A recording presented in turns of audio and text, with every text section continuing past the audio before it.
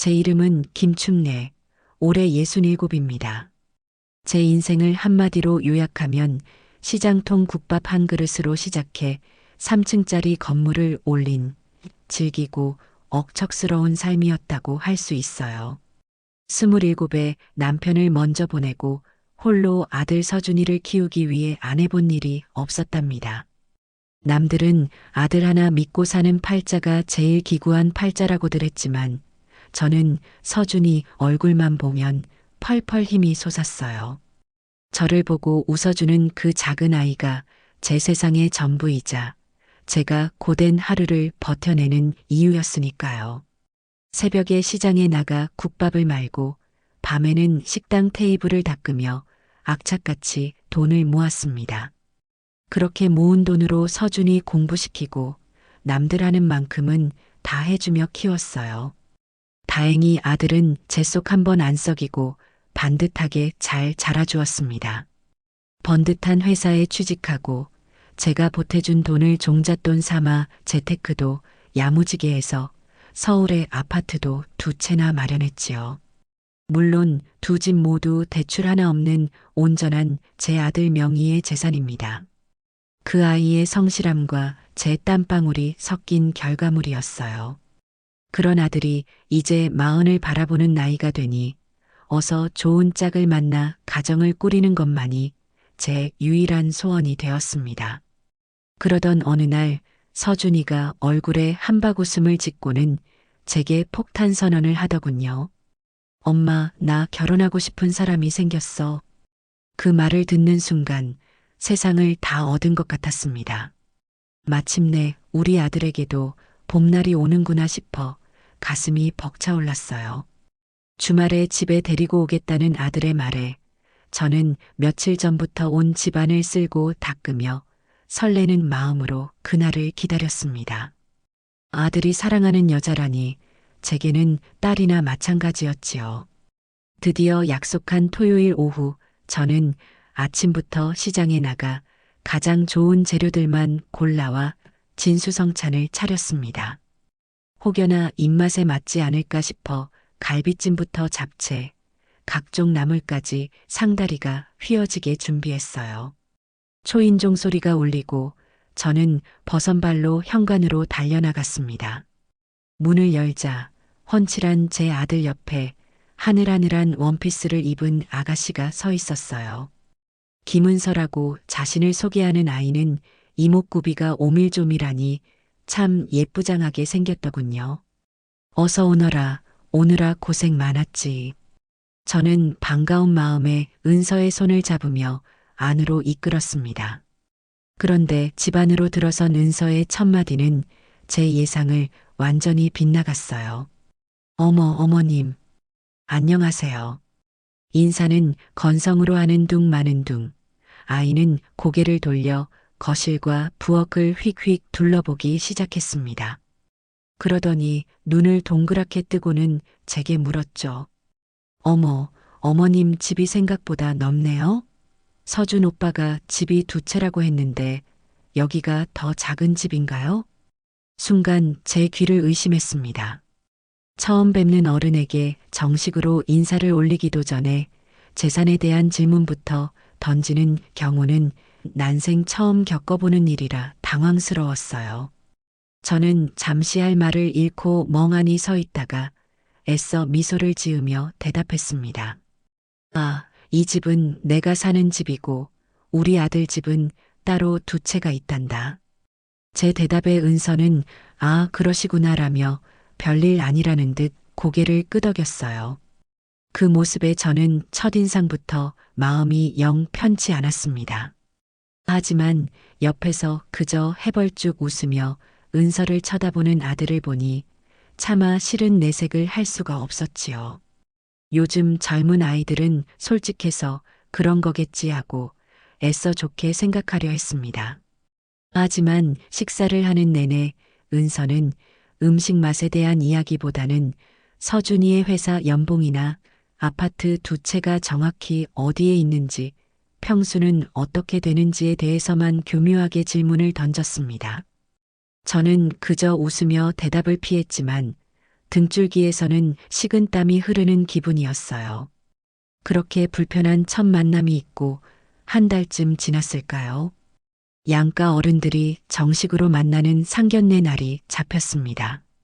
저는 부모님은 다르시겠지 하는 신락 같은 기대를 품고 서준이가 예약한 최고급 호텔의 한정식 레스토랑으로 향했어요. 약속 시간에 맞춰 방에 들어서자 화려한 옷차림의 은서, 어머니와 무뚝뚝한 표정의 아버지가 먼저 와 앉아 있었습니다. 제가 자리에 앉아 인사를 건네자 은서 어머니는 기다렸다는 듯 저를 위아래로 훑어보기 시작했습니다. 그 노골적인 시선에 절로 몸이 움츠러들었어요. 말씀 많이 들었습니다. 사부인. 제가 김은서 엄마예요. 네, 반갑습니다. 먼 길 오시느라 고생하셨어요. 제 인사에 은서 어머니는 입꼬리만 살짝 올리며 웃더군요. 고생은요. 아드님이 정말 잘났더라고요. 어쩜 그리 듬직하고 잘생겼는지.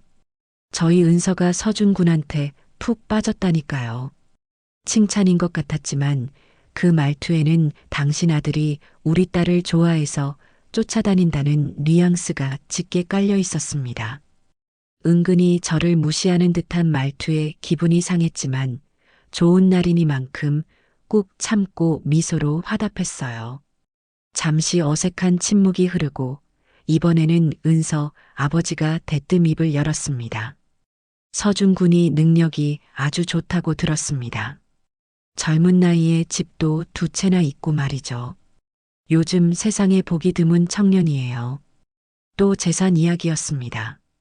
저는 상견례 자리라면 을의 2아이의 어린 시절 이야기나 앞으로 어떻게 살면 좋을지에 대한 덕담이 오갈 것이라 생각했어요.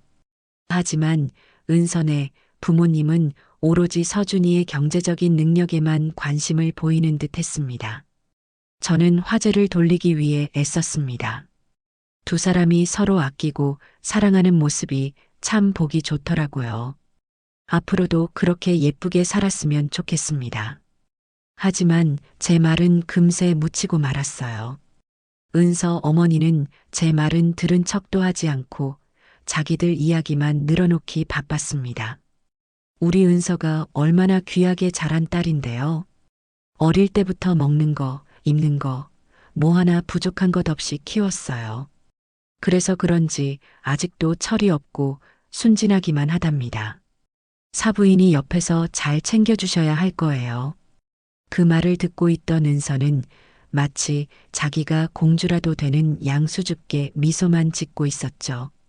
저는 속으로 자기들 딸 귀한 줄만 알지 내 아들 귀한 줄은 모르는구나 싶어 씁쓸한 마음을 감출 수 없었습니다. 그렇게 결혼에 대한 실질적인 이야기보다 재산 자랑과 딸 자랑만 가득한 상견례가 이어졌어요. 사건은 식사가 거의 끝나갈 무렵에 터졌습니다. 디저트로 나온 과일 접시를 앞에 두고 은서 어머니가 마치 당연하다는 듯이 입을 열었어요. 아, 그리고 사부인. 저희 은서는 귀하게 키운 딸이라 시집살이 같은 건 절대 못 시켜요. 요즘 세상에 누가 그런 걸 하나요? 안 그래요? 선을 딱 긋는 그 말에 저는 뭐라고 대답해야 할지 몰라 그저 웃고만 있었습니다. 그러자 은서 어머니는 기다렸다는 듯 본론을 꺼냈습니다. 그러니 말인데 서준 군이 집 2채 중 1채는 당연히 우리 은서 명의로 해줄 거죠? 요즘은 다들 그렇게 한다던데요. 여자도 자기 이름으로 된 집 1채는 있어야 어디 가서 기죽지 않고 든든하게 살 수 있잖아요. 그 말을 듣는 순간 제 머릿속이 새하얗게 변하는 것 같았습니다. 아, 이 사람들은 정말 이것 때문에 나왔구나. 노골적인 요구에 너무나 큰 충격을 받아 아무 말도 나오지 않았어요. 제가 뜸을 들이자 옆에 있던 은서가 기다렸다는 듯 거들었습니다. 어머님, 설마 며느리를 못 믿으시는 건 아니죠? 다 저희 둘 좋자고 하는 이야기잖아요. 그 기분 나쁜 표정과 삐딱한 말투에 저는 더 이상 참고 있을 수만은 없었습니다. 저는 최대한 감정을 누르고 차분하게 입을 열었어요. 그건 좀 생각해 볼 일인 것 같은데요. 집이라는 게 그렇게 쉽게 명의를 주고받을 수 있는 물건은 아니지 않습니까? 제 단호한 대답에 세 사람의 얼굴이 순간 싸늘하게 굳어지는 것이 보였습니다. 은서 어머니는 불쾌하다는 듯 저를 쏘아보았고 은서는 입을 삐죽 내밀고 있었죠. 가장 실망스러운 것은 제 아들 서준이의 태도였습니다. 아들은 이 어색하고 무례한 상황 속에서 아무 말도 하지 못하고 그저 어정쩡하게 웃으며 양쪽의 눈치만 보고 있었어요. 그 순간 저는 앞으로의 결혼 생활이 결코 순탄치 않을 것임을 직감했습니다. 아들의 땀과 제 눈물이 섞인 그 집을 저들은 너무나도 쉽게 생각하고 있었던 겁니다. 상견례가 파투 나듯 끝난 뒤 호텔을 빠져나와 집으로 돌아오는 내내 아들 서준이는 입을 꾹 다물고 있었습니다. 차 안의 공기는 납덩이처럼 무겁게 가라앉았어요. 저는 운전대를 잡은 아들의 굳은 옆모습을 곁눈질하며 몇 번이나 말을 걸까 망설였답니다.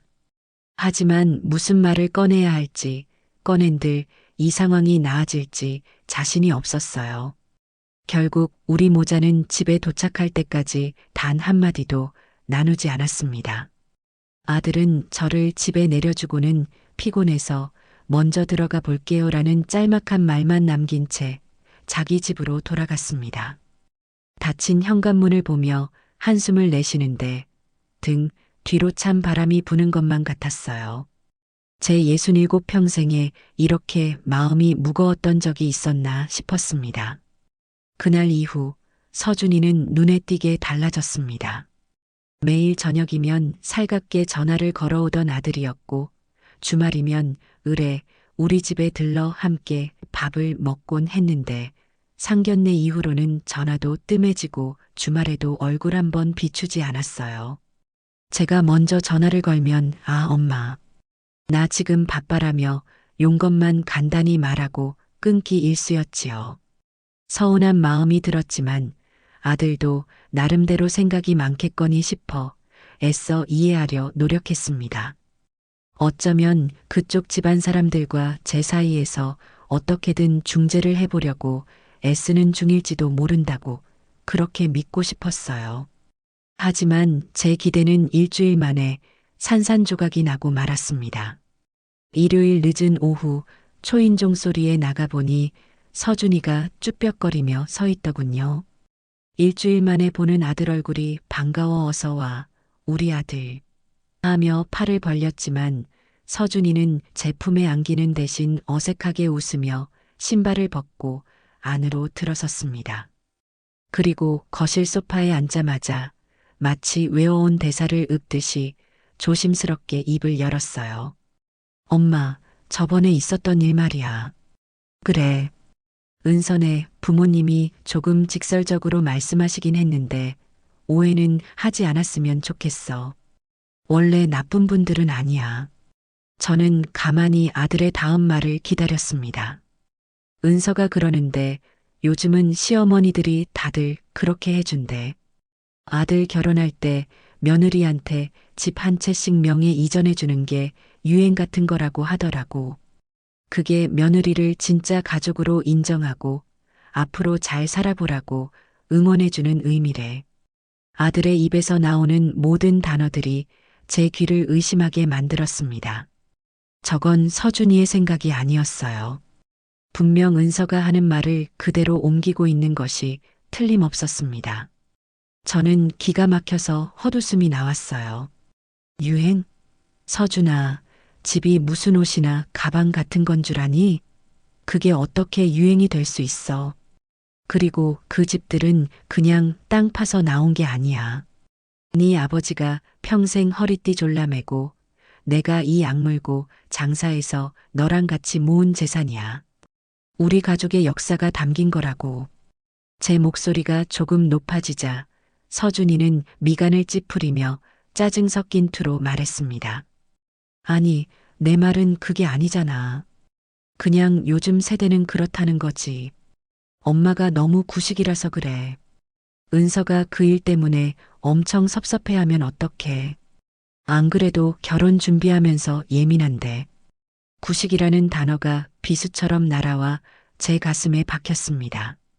평생을 아들 하나만 바라보고 살아온 제게 아들은 이제 저를 시대에 뒤떨어진 늙은이 취급을 하고 있었어요.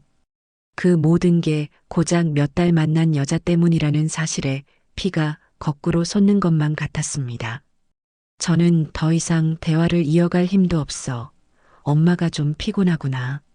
그 이야기는 다음에 하자라며 자리를 피했습니다. 등 뒤로 서준이의 못마땅한 한숨소리가 들려왔지만 돌아볼 수가 없었어요. 눈물이 터져 나올 것 같았기 때문입니다. 내 아들이, 내 착하고 순하던 아들이 변하고 있었습니다. 며칠 후 저는 껄끄러워진 아들과의 관계를 풀어보고자 다시 은서를 집으로 초대했습니다.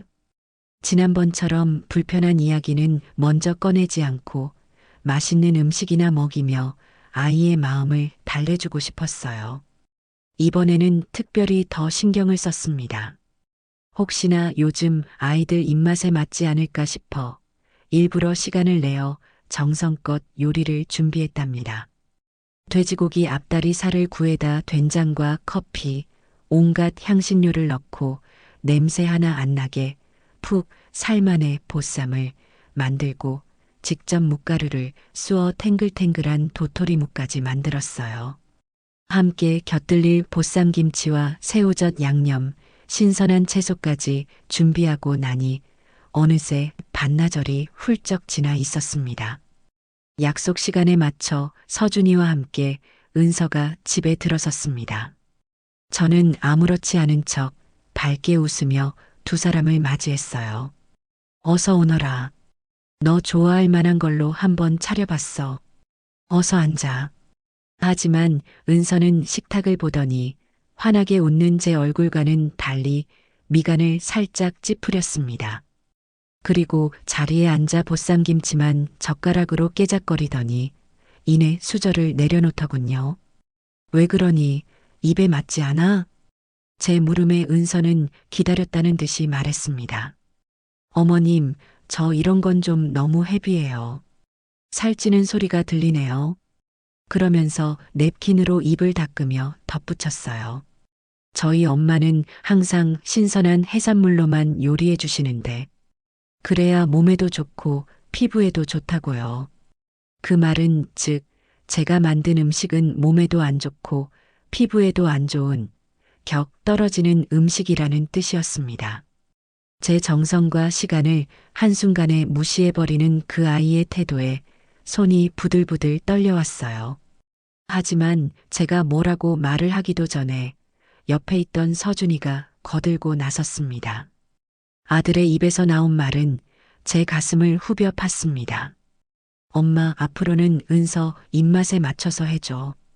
은서가 이런 거 잘 못 먹잖아. 그 순간 저는 제 아들이 완전히 다른 사람이 되었다는 것을 깨달았습니다. 제 정성보다는 이제 막 만난 여자의 비위 맞추는 것이 더 중요한 사람이 되어버린 겁니다. 저는 더 이상 아무 말도 할 수 없었어요. 밥맛이 뚝 떨어져 억지로 몇 술 뜨는 둥 마는 둥 하다 자리에서 일어났습니다. 그날 은서는 제가 만든 음식에 거의 손도 대지 않고 돌아갔습니다. 텅 빈 식탁 위에 차갑게 식어버린 보쌈과 도토리묵을 보고 있자니 제 신세가 처량해서 눈물이 핑 돌았어요. 그 일이 있은 후 저는 더 이상 이렇게 끌려다녀서는 안 되겠다고 결심했습니다. 적을 알고 나를 알아야 백전백승이라는 옛말처럼 그 집안에 대해 제대로 알아볼 필요가 있다고 생각했어요. 수소문 끝에 예전에 시장에서 함께 장사했던 동생에게서 은선의 동네 소식을 들을 수 있었습니다. 언니, 그 집 말이야? 겉만 번지르르 하지 속은 다 썩었어. 은서 아빠가 몇 년 전에 사업하다가 크게 말아먹고 빚더미에 앉았잖아. 지금 사는 집도 전세인데 그거 뺄 날도 얼마 안 남았다고 동네에 소문이 자자해. 은서 엄마는 여기저기 돈 빌리러 다니기 바쁘고 동네 아는 분을 통해 들은 이야기는 충격적이었습니다. 빚이 많다는 사실을 숨기고 오로지 제 아들의 재산만을 노리고 이 결혼을 추진하고 있었던 겁니다. 어쩐지 상견례 때부터 그렇게 집 노래를 부르더라니 모든 퍼즐 조각이 맞춰지는 기분이었습니다. 그들은 지금 벼랑 끝에 서 있는 것이고 제 아들은 그 벼랑에서 떨어지지 않기 위해 붙잡으려는 마지막 동아줄이었던 셈입니다. 우리 아들을 현금 인출기 정도로 생각하는구나. 분노가 치밀어 올랐지만 저는 일단 이 사실을 가슴에 묻어두기로 했습니다. 아직 아들은 진실을 들을 준비가 되어 있지 않았으니까요. 이제부터는 제가 직접 움직여야 했습니다. 단순히 소문만으로는 이 싸움에서 이길 수 없다고 판단했습니다. 아들 서준이는 이미 은서의 말이라면 콩으로 매주를 쓴다 해도 믿을 만큼 깊이 빠져 있었으니까요. 아들에게 진실을 보여주기 위해서는 누구도 부정할 수 없는 명백하고 확실한 증거가 필요했습니다. 저는 큰 결심을 하고 오래전 남편이 남긴 인맥을 통해 수소문하여 믿을 만한 사설 탐정을 고용했습니다. 평생을 법 없이도 살 사람이라 자부하며 살아왔는데 자식을 지키기 위해 이런 일까지 하게 될 줄은 꿈에도 몰랐어요. 탐정에게 은서와 그 가족의 뒷조사를 의뢰하며 저는 이것이 제 아들을 구하기 위한 마지막 방법이라고 스스로를 다독였습니다. 일주일이라는 시간이 흐르고 탐정에게서 첫 번째 보고서가 도착했습니다. 얇은 서류 봉투였지만 그 무게는 천근만근처럼 느껴졌어요. 떨리는 손으로 봉투를 열어 내용물을 확인한 저는 그 자리에 얼어붙고 말았습니다.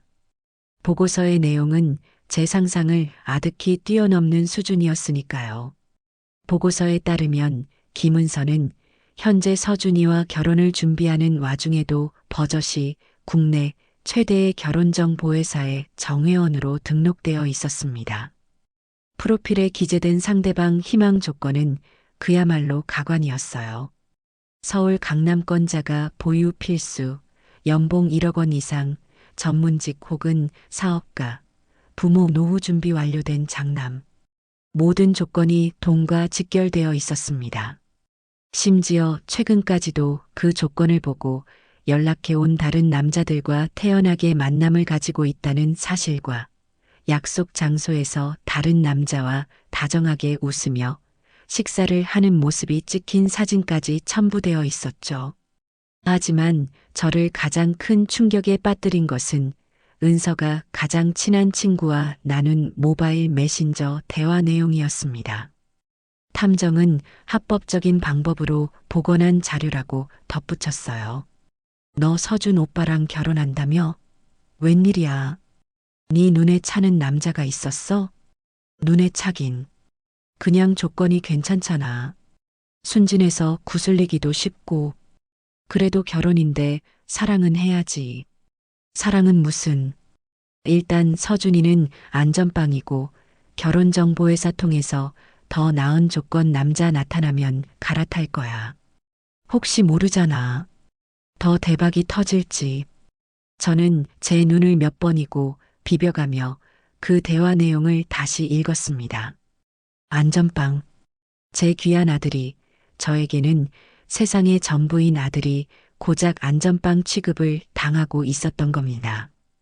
아들을 향한 일말의 애정이나 존중도 없이 오로지 더 나은 조건으로 갈아타기 위한 발판으로만 생각하고 있다는 사실에 온몸의 피가 차갑게 식는 것 같았어요. 분노보다 더 큰 슬픔이 제 심장을 짓눌렀습니다. 서준아, 이 어리석은 아들아. 너는 지금 이런 여자를 위해 엄마의 속을 썩이고 있는 거란다. 저는 차마 소리내어 울지도 못하고 찢어지는 가슴을 부여잡고 한참을 그대로 앉아 있었습니다. 며칠 뒤 탐정에게서 추가 자료가 담긴 두 번째 봉투가 도착했습니다. 이번에는 또 어떤 끔찍한 진실이 저를 기다리고 있을까 두려웠지만 저는 마음을 굳게 먹고 봉투를 열었습니다. 이번 자료는 은서의 SNS 활동과 그 어머니에 대한 것이었어요. 은서는 비공개로 운영하는 SNS 계정에 온통 사치와 허영으로 가득한 게시물들을 올려놓고 있었습니다. 서준이에게 선물 받은 명품 가방 사진 밑에는 선물 스타그램, 남친 찬스 같은 해시태그를 달아놓았고 아직 계약하지도 않은 최고급 호텔 웨딩홀 사진을 올려놓고는 결혼 준비, 왕비놀이라고 써놓았더군요. 그 중에서도 제 눈을 사로잡은 게시물은 서준이의 아파트 단지 사진과 함께 올린 글이었습니다. 드디어 입성. 이제 곧 강남 아파트 주인 된다. 시어머니 될 사람도 순진해서 구워 삶기 딱 좋을 듯. 인생 역전, 취직 성공. 시어머니가 순진해서 구워 삶기 좋다는 문장을 보는 순간 저는 이성을 잃을 뻔했습니다. 저를 어떻게 생각하고 있는지, 제 아들을 어떻게 생각하고 있는지 그 글 하나에 모든 것이 담겨 있었어요. 하지만 더 충격적인 것은 바로 다음에 이어진 녹음 파일이었습니다.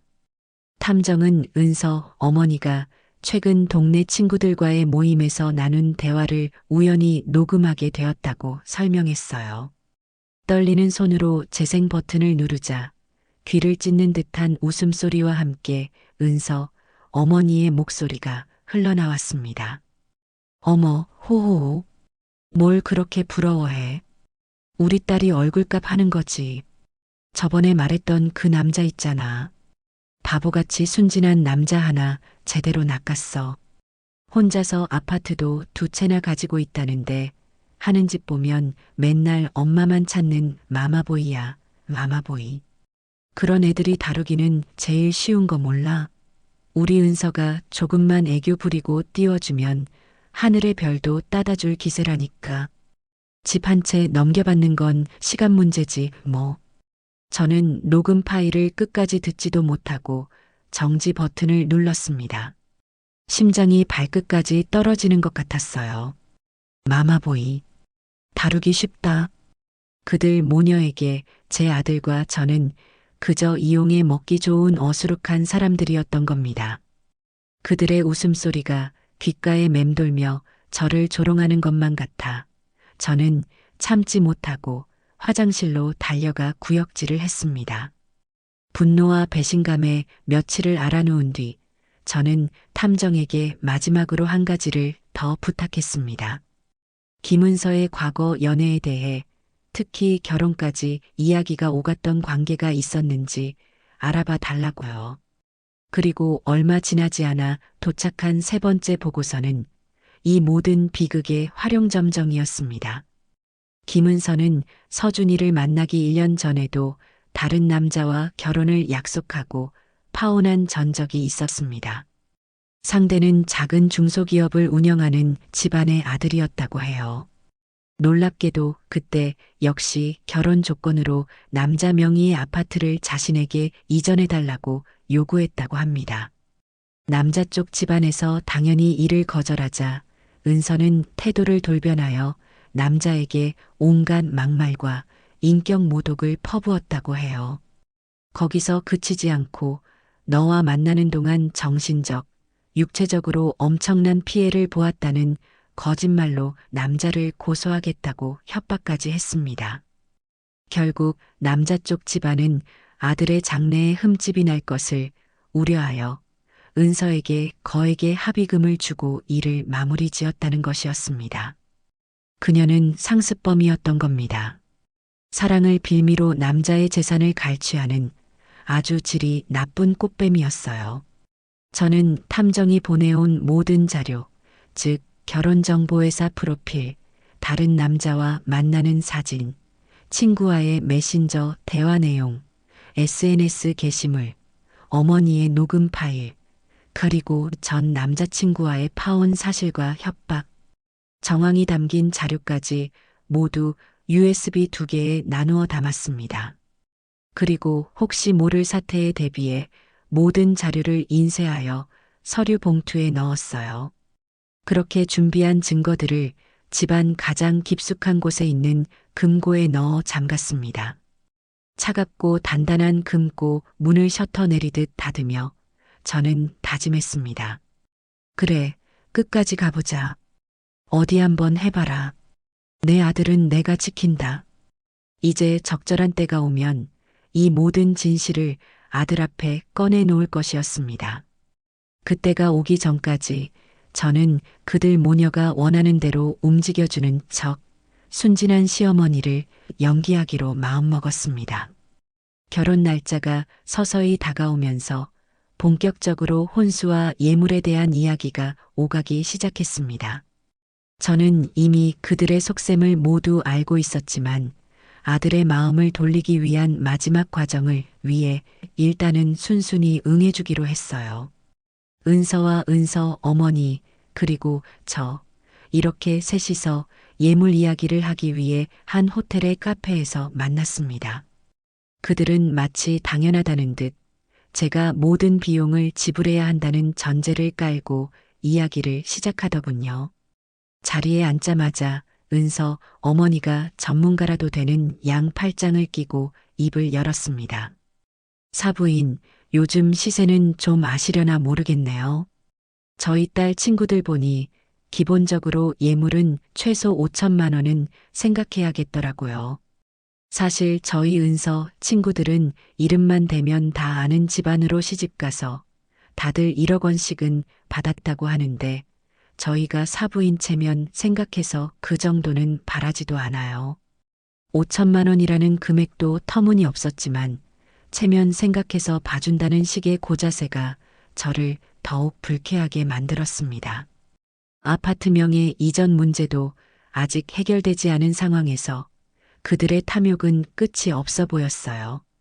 저는 최대한 부드럽게 하지만 단호하게 제 생각을 말했습니다. 사돈, 제 생각은 좀 다릅니다.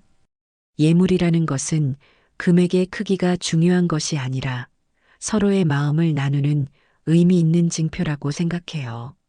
아이들이 앞으로 살면서 필요한 것들 위주로 분수에 맞게 준비하는 것이 좋지 않을까요? 5천만 원은 너무 과한 것 같습니다. 제 말이 끝나자마자 은서 어머니의 표정이 싸늘하게 굳었습니다. 아니, 사부인. 지금 그게 무슨 말씀이세요?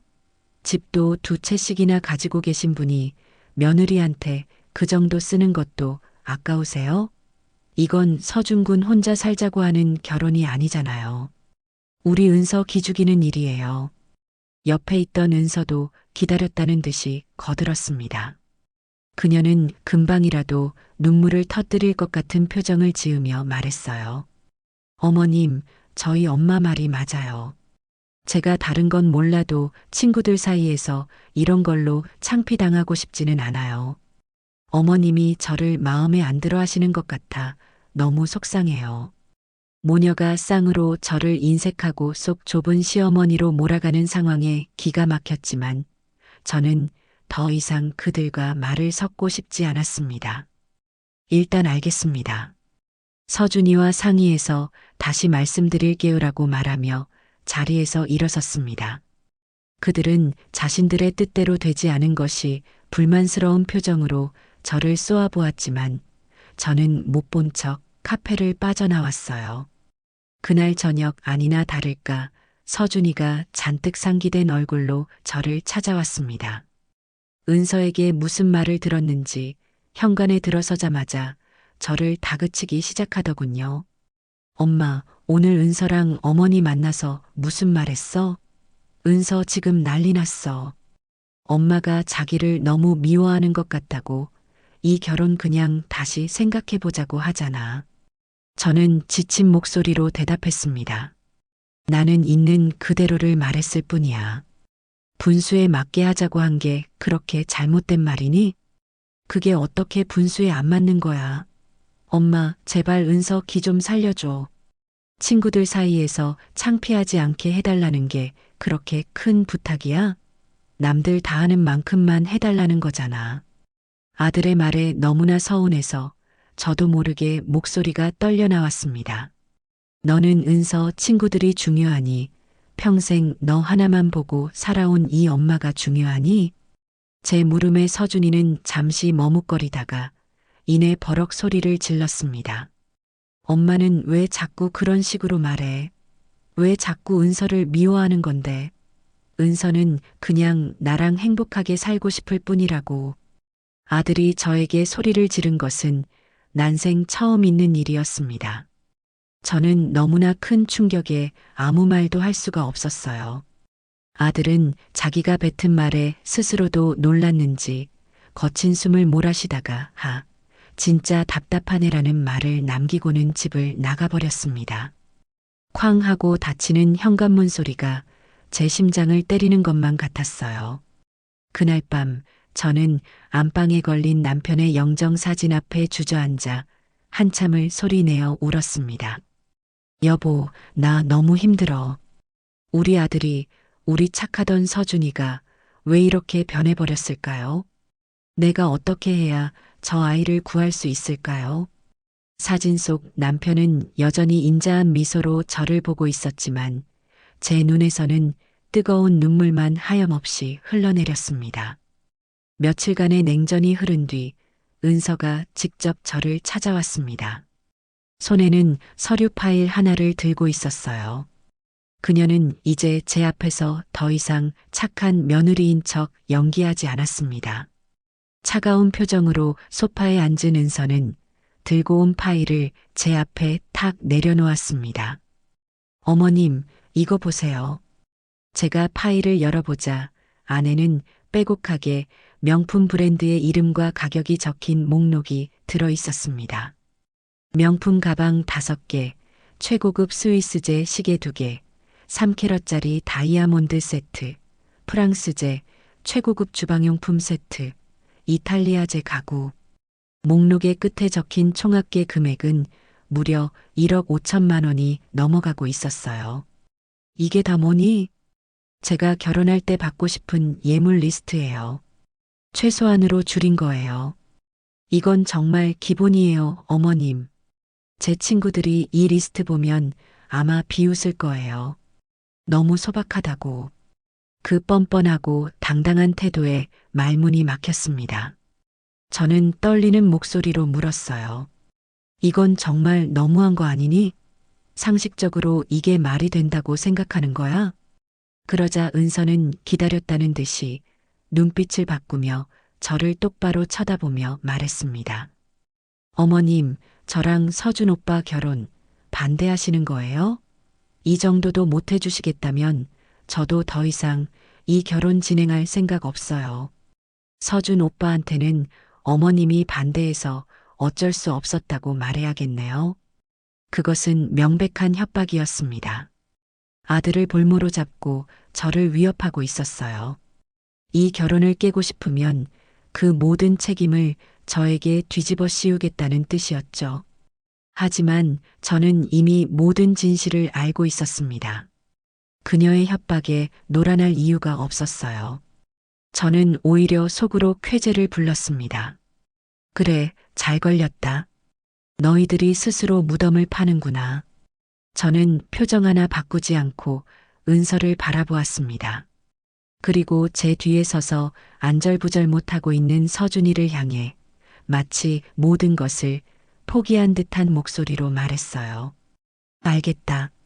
엄마가 졌다. 너희들이 원하는 대로 다 해줄게. 제 대답에 은서는 승자의 미소를 지었고 서준이는 안도의 한숨을 내쉬었습니다. 엄마, 정말 고마워. 역시 우리 엄마야. 라며 철없이 웃는 아들의 모습을 보니 가슴이 아팠지만 더 큰 그림을 위해서는 이 정도 아픔은 감수해야 했습니다. 이제 무대는 거의 다 준비되었어요. 남은 것은 이 지긋지긋한 연극의 마지막 장을 화려하게 장식하는 것뿐이었습니다. 제가 모든 요구를 들어주기로 약속하자 그때부터 은서와 그 가족의 탐욕은 브레이크 풀린 덤프트럭처럼 폭주하기 시작했습니다. 그들은 제 항복을 당연한 승리로 여기며 제 돈을 마치 자기들 쌈짓돈처럼 여기는 듯 했어요. 그 첫 번째 무대는 바로 결혼식장을 정하는 일이었습니다. 저는 가족과 가까운 친지들만 모시고 조촐하고 의미 있게 식을 올렸으면 하는 바람이 있었지만 은서의 생각은 전혀 달랐습니다. 어머님, 결혼은 일생에 한 번뿐인 이벤트잖아요. 제 친구들, 아는 지인들 다 보는데 어떻게 동네 작은 웨딩홀에서 식을 올려요. 그건 제 얼굴에 먹칠하는 거예요. 은서는 제 의견은 들어볼 생각도 없다는 듯 서울에서 가장 비싸고 화려하기로 소문난 특급 호텔 웨딩홀의 카탈로그를 제 앞에 내밀었습니다. 사진 속 웨딩홀은 궁전이라고 해도 믿을 만큼 웅장하고 사치스러웠어요. 천장에는 거대한 샹들리에가 금빛으로 빛나고 있었고 하객들의 테이블 위에는 생화 장식이 풍성하게 올라가 있었습니다. 보기만 해도 억소리가 절로 나는 곳이었죠. 여기로 했으면 좋겠어요. 제 친구들도 다 여기서 했거든요. 여기가 요즘 제일 잘 나가는 곳이에요. 저는 카탈로그에 적힌 최소 보증 인원과 식대 비용을 보고 눈을 의심했습니다. 최소 보증 인원이 500명에 식대만 1인당 20만 원이 훌쩍 넘는 금액이었어요. 대관료와 꽃장식 비용까지 합치면 예식 비용만 2억 원에 육박하는 엄청난 액수였습니다. 은서야, 여긴 너무 과하지 않니? 하객 수를 생각해야지. 우리는 양가 합쳐도 200명 남짓 될 텐데. 제 말에 옆에 있던 은서, 어머니가 대뜸 끼어들었습니다. 사부인, 무슨 그런 섭섭한 말씀을 하세요. 저희 쪽 하객은 한 30명 정도 될 것 같고요. 나머지는 다 사부인 쪽 손님 아니에요? 저희가 사부인 체면 생각해서 이 정도는 해야 한다고 말씀드리는 건데 너무하시네요. 기가 막혔습니다. 자신들의 하객은 고작 30명이면서 제 앞으로 올 400명의 하객을 핑계 삼아 가장 비싼 곳에서 결혼식을 치르려는 속셈이 너무나 뻔히 보였으니까요. 비용은 모두 저희 쪽에서 부담해야 한다는 사실은 굳이 말하지 않아도 당연한 전제처럼 이야기하고 있었어요.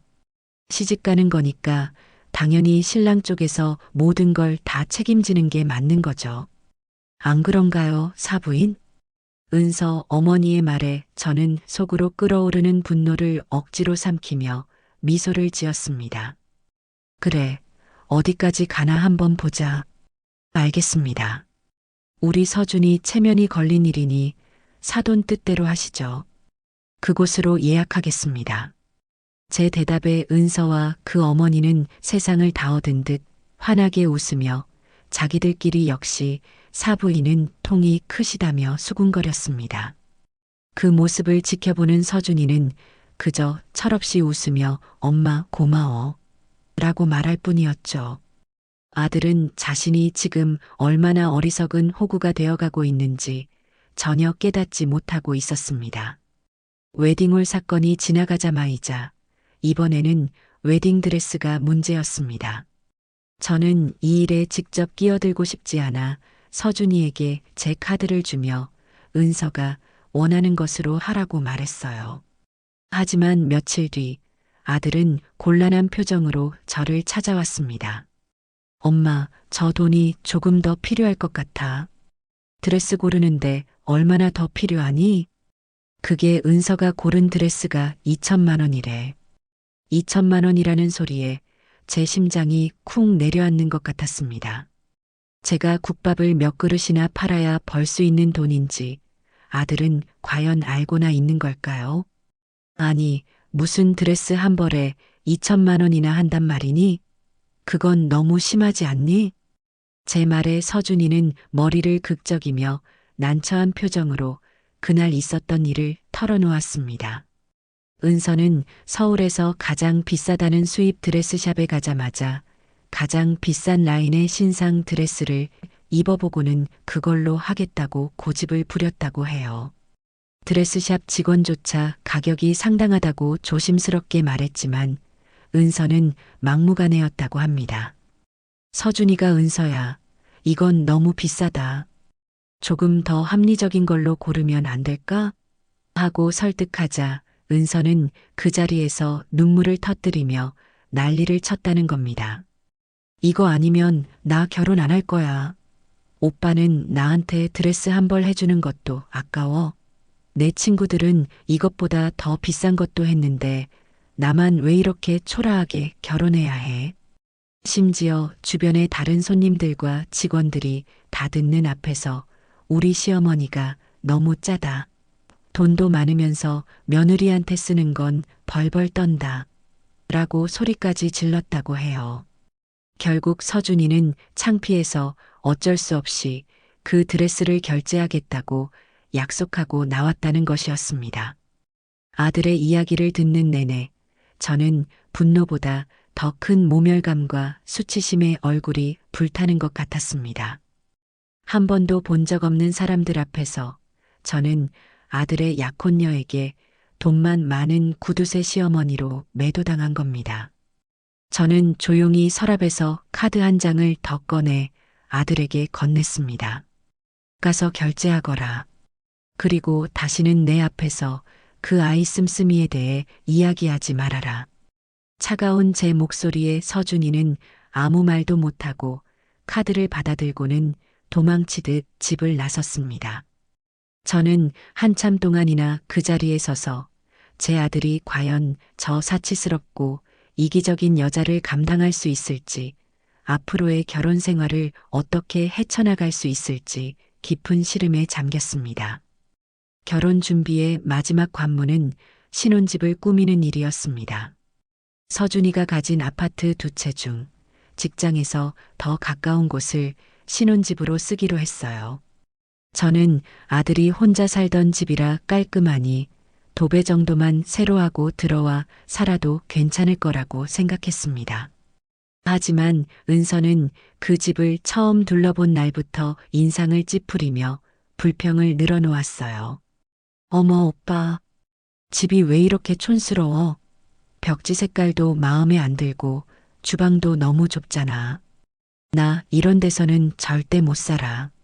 며칠 뒤 은서는 인테리어 디자이너라며 젊은 남자 한 명을 데리고 제게 찾아왔습니다. 그리고는 신혼집을 완전히 새로 뜯어 고쳐야겠다며 자기가 구상한 디자인 시안이라며 종이 한 뭉치를 내밀었어요. 어머님, 제가 전문가랑 상담해 봤는데요. 일단 거실이랑 작은 방을 터서 거실을 넓게 써야겠고요. 주방은 답답하니까 아일랜드 식탁을 넣는 걸로 하고 바닥은 전부 이탈리아산 대리석으로 깔아야 고급스러울 것 같아요. 안방 화장실에는 월풀 욕조도 하나 넣고요. 그녀가 말하는 공사 내용은 단순한 리모델링이 아니라 집을 완전히 해체하고 새로 짓는 수준이었습니다. 제가 놀라서 입을 다물지 못하고 있자 옆에 있던 디자이너가 견적서를 내밀었습니다. 어머님, 최고급 자재만 사용해서 공사 기간은 2달 정도 예상하고요. 총 견적은 1억 8천만 원입니다. 1억 8천만 원. 저는 제 귀를 의심했습니다. 멀쩡한 집을 뜯어 고치는 데 들어가는 돈이 웬만한 지방 아파트 한 채 값이었어요. 저도 모르게 그렇게나 많이 드니? 하고 되묻자 은서가 기다렸다는 듯이 볼멘 소리를 했습니다. 어머님, 한번 해놓으면 평생 사는 집인데 이 정도 투자는 해야죠. 어차피 어머님이 다 해주실 거잖아요. 서준 오빠가 그랬는데 결혼하면 집 꾸미는 건 다 엄마가 해주신다고요. 서준이가 또 제 뒤에서 그런 소리를 하고 다녔다는 사실에 배신감이 들었지만 저는 이제 놀라지도 않았습니다. 저는 조용히 고개를 끄덕였습니다. 그래, 알겠다. 너희들이 살 집이니 너희들 원하는 대로 예쁘게 꾸며야지. 그렇게 하도록 하거라. 제 허락이 떨어지자 은서는 마치 당연한 권리를 찾은 사람처럼 의기양양한 표정을 지었습니다. 그녀의 눈에 저는 이제 아들 말 한마디면 뭐든지 다 해주는 돈 많은 호구 시어머니로 완벽하게 각인되었을 겁니다. 하지만 그녀는 몰랐을 겁니다. 제가 그 모든 것을 허락하며 속으로 어떤 칼을 갈고 있었는지를요.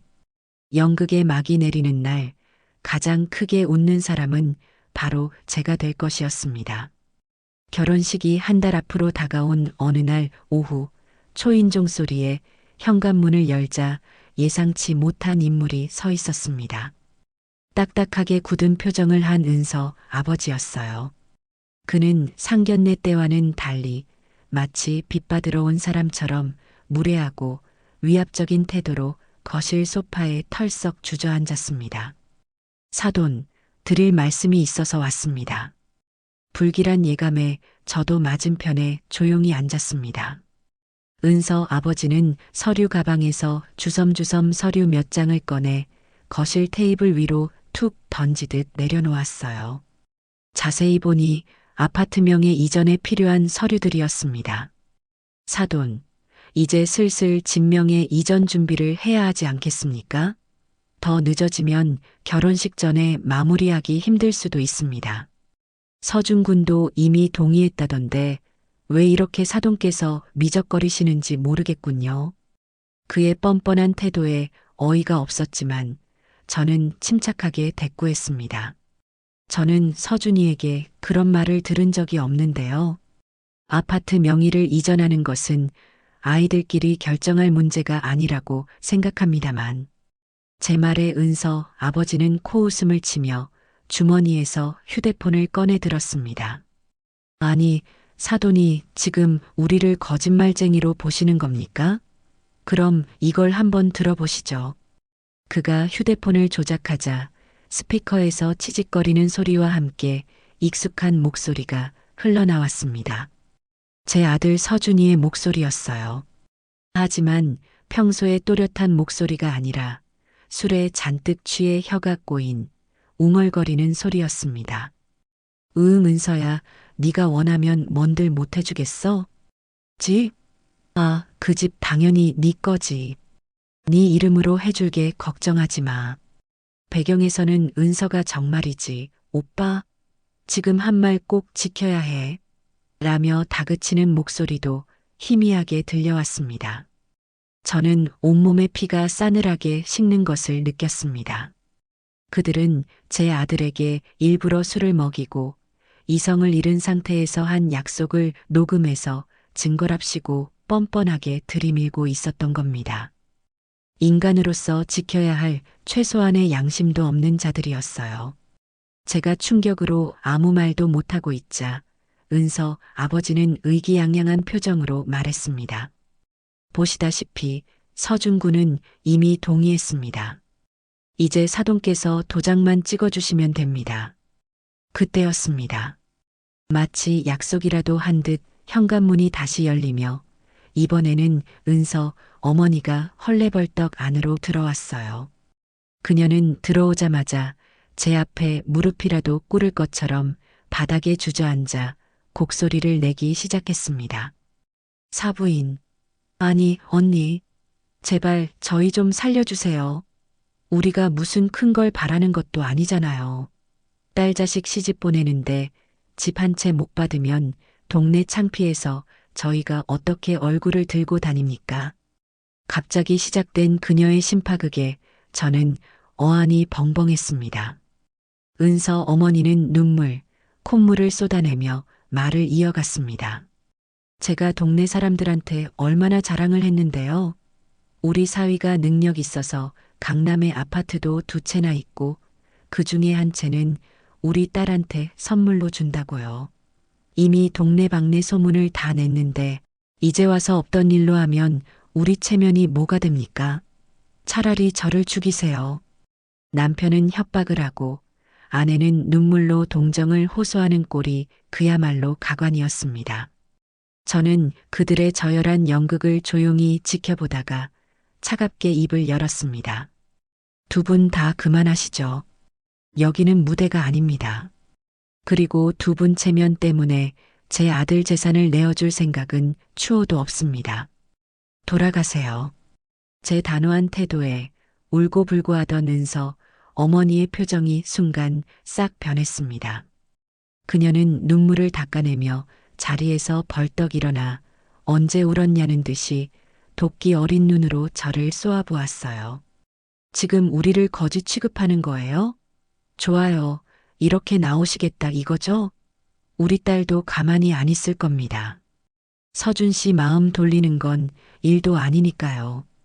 두 사람은 그렇게 온갖 저주에 가까운 막말을 퍼붓고는 집을 나섰습니다. 저는 쿵쾅거리는 심장을 진정시키며 소파에 주저앉았습니다. 이제 이 문제는 저와 그들 부모를 넘어 아들과의 정면 대결로 이어질 것이 분명했습니다. 역시나 그날 저녁 서준이가 태풍처럼 집으로 들이닥쳤습니다. 얼굴은 분노로 시뻘겋게 달아올라 있었고 눈은 핏발이 서 있었어요. 은서에게 또 무슨 말을 듣고 왔는지 저를 보자마자 원망과 분노가 뒤섞인 목소리로 소리쳤습니다. 엄마, 도대체 왜 그래? 왜 자꾸 은서랑 우리 장인, 장모님을 무시하는 거야? 무시한 게 아니라 사실을 말했을 뿐이다. 그들이 요구하는 건 상식 밖의 일이야. 상식? 엄마 상식이 뭔데? 그냥 집 한 채 은서 이름으로 해주면 되는 거잖아. 그게 그렇게 어려워? 엄마한테는 그냥 집 한 채지만 은서한테는 평생의 미래가 걸린 문제라고. 저는 아들의 모습에 너무나 큰 실망감을 느꼈습니다. 옳고 그름을 판단하는 능력을 완전히 상실해버린 듯 했어요. 저는 마지막으로 아들을 설득해 보기로 했습니다. 서준아, 정신 차려. 그 집은 네가 피땀 흘려번 돈이기도 하지만 돌아가신 네 아버지가 너를 위해 남겨주신 유산이기도 해. 네 아버지가 하늘에서 이 꼴을 보시면 뭐라고 하실 것 같니? 그러자 서준이의 입에서 제 평생 잊지 못할 비수 같은 말이 튀어나왔습니다. 죽은 사람 얘기는 왜 해? 살아있는 사람이 중요하지. 죽은 사람이 중요해? 문제는 엄마야. 엄마가 은서를 너무 미워해서 우리가 행복해지는 걸 방해하고 있잖아. 아들이 처음으로 제게 소리를 질렀습니다. 돌아가신 아버지를 모욕하는 말까지 서슴지 않으면서요. 그 순간 제 안에 있던 무언가가 툭 하고 끊어져 버리는 것 같았습니다. 아들을 위해 참고 또 참았던 모든 인내심이 바닥나 버렸어요.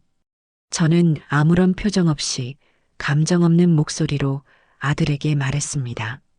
그래, 알겠다. 네 말이 다 맞다. 이제 더 이상 아무 말도 하지 않을게. 제 반응에 서준이는 오히려 당황한 듯 보였습니다. 하지만 저는 더 이상 그 아이의 얼굴을 보고 싶지 않았어요. 나가봐라. 엄마가 지금 너무 피곤하다라고 말하며 등을 돌렸습니다. 아들은 잠시 머뭇거리다가 결국 아무 말 없이 집을 나섰습니다. 저는 아들이 나간 현관문을 한참 동안이나 바라보았습니다. 이제 정말 돌이킬 수 없는 강을 건넜다는 생각이 들었습니다. 제 아들은 이제 더 이상 제가 알던 그 아들이 아니었어요. 그날 이후로 저는 결혼식 날을 위한 마지막 준비에 들어갔습니다. 아들과의 관계가 파국으로 치닫자 저는 더 이상 망설일 필요가 없다고 판단했습니다. 은서의 가면을 완벽하게 벗겨내기 위해서는 그녀가 과거에 저질렀던 만행들을 추가로 확보해야만 했어요. 저는 다시 탐정에게 연락해 은서의 대학 시절과 직장 생활, 그리고 과거의 남자 관계에 대해 더 깊이 조사해달라고 의뢰했습니다. 제 아들뿐만 아니라 또 다른 피해자가 나오는 것을 막기 위해서라도 반드시 해야만 하는 일이었습니다. 며칠 뒤 탐정에게서 연락이 왔습니다.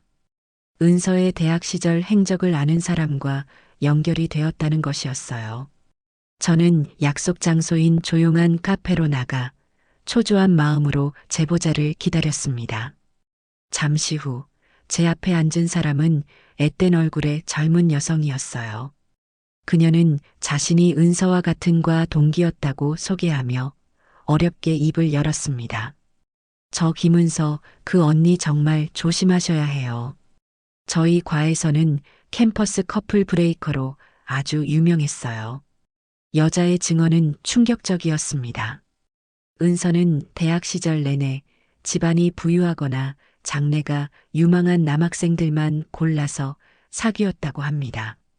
특히 이미 여자친구가 있는 남학생들에게 의도적으로 접근하여 온갖 교태를 부리고 거짓 소문을 퍼뜨려 커플 사이를 이간질시킨 뒤 남자를 빼앗는 것으로 악명이 높았다고 해요. 피해자가 한두 명이 아니에요. 제 가장 친한 친구도 그 언니 때문에 남자친구를 빼앗기고 충격으로 한 학기 내내 휴학했어요. 그때 그 남자 선배가 아버지가 병원장이라 돈이 아주 많았거든요. 은서 언니는 그 선배한테 명품 가방이며 비싼 옷이며 거의 모든 걸 다 뜯어냈어요. 그러다가 더 좋은 조건의 남자가 나타나니까 가차없이 차버렸죠. 그 언니한테 사랑은 그냥 돈을 얻기 위한 수단일 뿐이에요. 그녀는 제게 제발 아드님을 구해주세요. 저처럼 친구를 잃는 아픔을 겪게 하고 싶지 않아요라며 간곡하게 부탁했습니다. 저는 그녀의 손을 잡으며 고맙다고 절대로 그렇게 되게 만들지 않겠다고 약속했습니다. 두 번째로 만난 사람은 은서가 최근까지 다녔던 회사의 직장 동료였습니다. 그는 은서에 대해 이야기하는 것 자체를 불쾌해하며 험악한 표정으로 입을 열었습니다. 김은서 씨요? 아, 정말 생각하기도 싫으네요. 회사에서는 완전 여우였어요. 여우. 힘있고 돈 되는 프로젝트가 있는 상사들한테만 온갖 아양을 떨고 회식이라도 하면 무조건 부장님이나 이사님 옆자리는 자기 차지였죠. 일은 제대로 하는 것도 없으면서 자기가 한 작은 성과도 엄청나게 부풀려서 보고하는 데는 선수였어요. 그의 증언에 따르면 은서는 입사 초기부터 결혼하면 바로 그만둘 것이라고 공공연하게 말하고 다녔다고 합니다. 맨날 입에 달고 살았어요. 나는 시집 잘 가서 편하게 사는 게 꿈이다. 여자는 남자 잘 만나는 게 최고의 능력이다. 이런 소리요. 동료들은 다들 자기 자리에서 열심히 일하는데 혼자서 어떻게 하면 부잣집 남자를 낚을까 그 궁리만 하고 있었던 거죠. 이번에 결혼한다는 남자분도 집안이 꽤 괜찮다고 들었는데 정말 안타깝네요. 은서가 어떤 마음으로 서준이를 만났는지 그녀의 평소 언행을 통해 다시 한번 확인할 수 있었습니다. 그녀에게 결혼은 안식처가 아니라 평생 놀고 먹기 위한 취업의 한 형태였던 겁니다. 그리고 마지막으로 저는 이 모든 비극의 시작점이자 가장 중요한 증인이 될 사람을 만나러 갔습니다. 바로 은서의 전 약혼자 어머니였어요.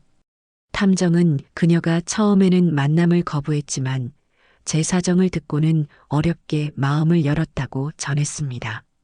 저는 무거운 마음으로 약속 장소로 향했습니다. 제 앞에 앉은 그녀는 저보다 나이가 한참 어린 사람이었지만 깊은 수심과 고통으로 실제 나이보다 훨씬 늙어 보였습니다. 그녀는 저를 보자마자 눈시울을 붉히며 떨리는 목소리로 입을 열었습니다. 제 아들 그 여자 때문에 아직도 정신과 치료를 받고 있어요. 그녀가 들려준 이야기는 제가 알고 있던 것보다 훨씬 더 끔찍하고 잔인했습니다. 은서는 진명의 이전을 거절당하자 약혼자였던 그녀의 아들에게 입에 담을 수 없는 폭언과 저주를 퍼부었다고 합니다. 거기서 그치지 않고 너 때문에 내 인생을 망쳤으니 책임져라. 결혼을 약속하고 나를 농락했으니 이걸 회사와 주변 사람들에게 다 알리겠다며 매일같이 협박 문자를 보냈다고 해요. 심지어 아들이 다니는 회사에까지 찾아가 1인 시위를 하겠다고 으름장을 놓는 바람에 그녀의 아들은 극심한 스트레스로 원형 탈모까지 생겼다고 합니다. 결국 저희는 두 손 두 발 다 들었어요. 돈으로 그 악연을 끊어내는 수밖에 없었죠. 그 여자는 합의금을 받자마자 언제 그랬냐는 듯이 뒤도 안 돌아보고 떠났습니다. 우리 아들 마음이 얼마나 갈기갈기 찢어졌을지. 저는 그 아이 얼굴만 보면 지금도 가슴이 미어져요. 그녀는 손수건으로 눈물을 닦으며 제 손을 꼭 잡았습니다. 어머님, 제발 아드님 지켜주세요. 저처럼 평생 후회 속에 살지 마세요. 그 여자는 사람이 아닙니다. 악마예요. 저는 그녀의 고통이 고스란히 제게 전해지는 것 같아 차마 고개를 들 수가 없었습니다. 같은 자식을 둔 어미로서 그녀의 절규는 제 심장을 후벼 팠습니다. 그녀와 헤어지고 집으로 돌아오는 길, 제 마음은 분노를 넘어선 차가운 결의로 가득 찼습니다. 이제 더 이상 망설일 것도 두려워할 것도 없었어요. 김은서, 그리고 그 가족들이 제 아들과 다른 피해자들에게 안겨준 고통을 저는 결혼식 당일 모든 사람들 앞에서 몇 배로 되돌려줄 것이라고 굳게 다짐했습니다. 그날은 그들의 허영과 탐욕에 대한 가장 완벽하고 처절한 심판의 날이 될 것이었습니다. 결혼식을 보름 앞둔 늦가을의 오후, 저는 제 인생에서 처음으로 변호사 사무실이라는 곳에 문을 두드렸습니다. 묵직한 원목 문을 열고 들어서자 잘 다려진 수트를 입은 젊은 변호사가 저를 맞이했어요. 남편의 오랜 친구분이 소개해준 냉철하지만 실력 하나는 최고라는 사람이었습니다. 그의 안내를 받아 사무실 안쪽 상담실로 들어가자 한쪽 벽면을 가득 채운 법률 서적들이 저를 압도하는 듯 했습니다. 평생을 시장 바닥과 식당 주방에서 땀 흘리며 살아온 제게는 너무나도 낯설고 위압적인 풍경이었지요. 김춤래 어머님 되시죠? 박진우 변호사입니다. 편하게 앉으시죠. 그는 제게 따뜻한 차를 한 잔 건네며 부드럽게 말했지만 그의 눈빛만은 날카롭게 저를 분석하고 있었습니다. 저는 가방에서 두툼하게 준비해온 서류철과 USB들을 꺼내 그의 앞에 조용히 내려놓았습니다. 제가 왜 이곳까지 오게 되었는지는 이걸 보시면 아실 겁니다. 박 변호사는 아무 말 없이 서류철을 열어 첫 장을 넘겼습니다. 은서의 결혼정보회사 프로필과 다른 남자와 찍힌 사진들을 확인할 때 그의 표정은 거의 변화가 없었어요. 하지만 은서가 친구와 나눈 메신저 대화 내용, 특히 제 아들을 안전빵이라고 칭하며 다른 남자를 물색하고 있다는 부분을 읽을 때는 그의 입가가 미세하게 굳어지는 것이 보였습니다. 그는 한 장 한 장 아주 꼼꼼하게 마치 숨은 그림 찾기라도 하듯 자료들을 검토했습니다. 제가 준비한 영상 파일을 노트북으로 재생할 때는 잠시 숨을 멈추는 듯 했어요. 제 아들을 마마보이라며 조롱하는 은서 어머니의 경박한 웃음소리가 고급스러운 변호사 사무실에 울려 퍼지자 가는 짧게 혀를 차더군요. 모든 자료 검토가 끝나는 데에는 1시간이 훌쩍 넘는 시간이 걸렸습니다. 그는 깊은 한숨을 내쉬며 안경을 벗어 책상에 내려놓고는 피곤한 얼굴로 제게 말했습니다. 어머님, 이건 정말 악질적이군요. 제가 다루었던 여러 사건 중에서도 손에 꼽을 정도로 질이 좋지 않습니다. 이 정도 증거라면 변명의 여지가 없습니다. 명백한 혼인 빙자 사기입니다. 아드님께서 입으셨을 정신적인 충격에 대한 위자료는 물론이고 결혼 준비에 들어간 모든 비용, 즉 웨딩홀 계약금, 드레스 비용, 인테리어 비용까지 전부 손해배상으로 청구할 수 있습니다. 경우에 따라서는 형사 고소까지도 가능하고요. 그는 법률 전문가답게 가장 이성적이고 효율적인 해결책을 제시했습니다. 지금이라도 당장 저희 법무법인 이름으로 내용 증명을 보내겠습니다. 귀하의 기망행위로 인해 혼인관계를 지속할 수 없으니 모든 계약을 파기하고 그에 따른 손해 일체를 배상하라고요. 아마 소장을 받으면 저쪽도 더 이상 버티지 못할 겁니다. 결혼식 당일에 일을 벌여서 좋을 것 하나 없습니다. 아드님의 체면도 있고 어머님께서도 괜한 구설에 휘말리실 수 있어요.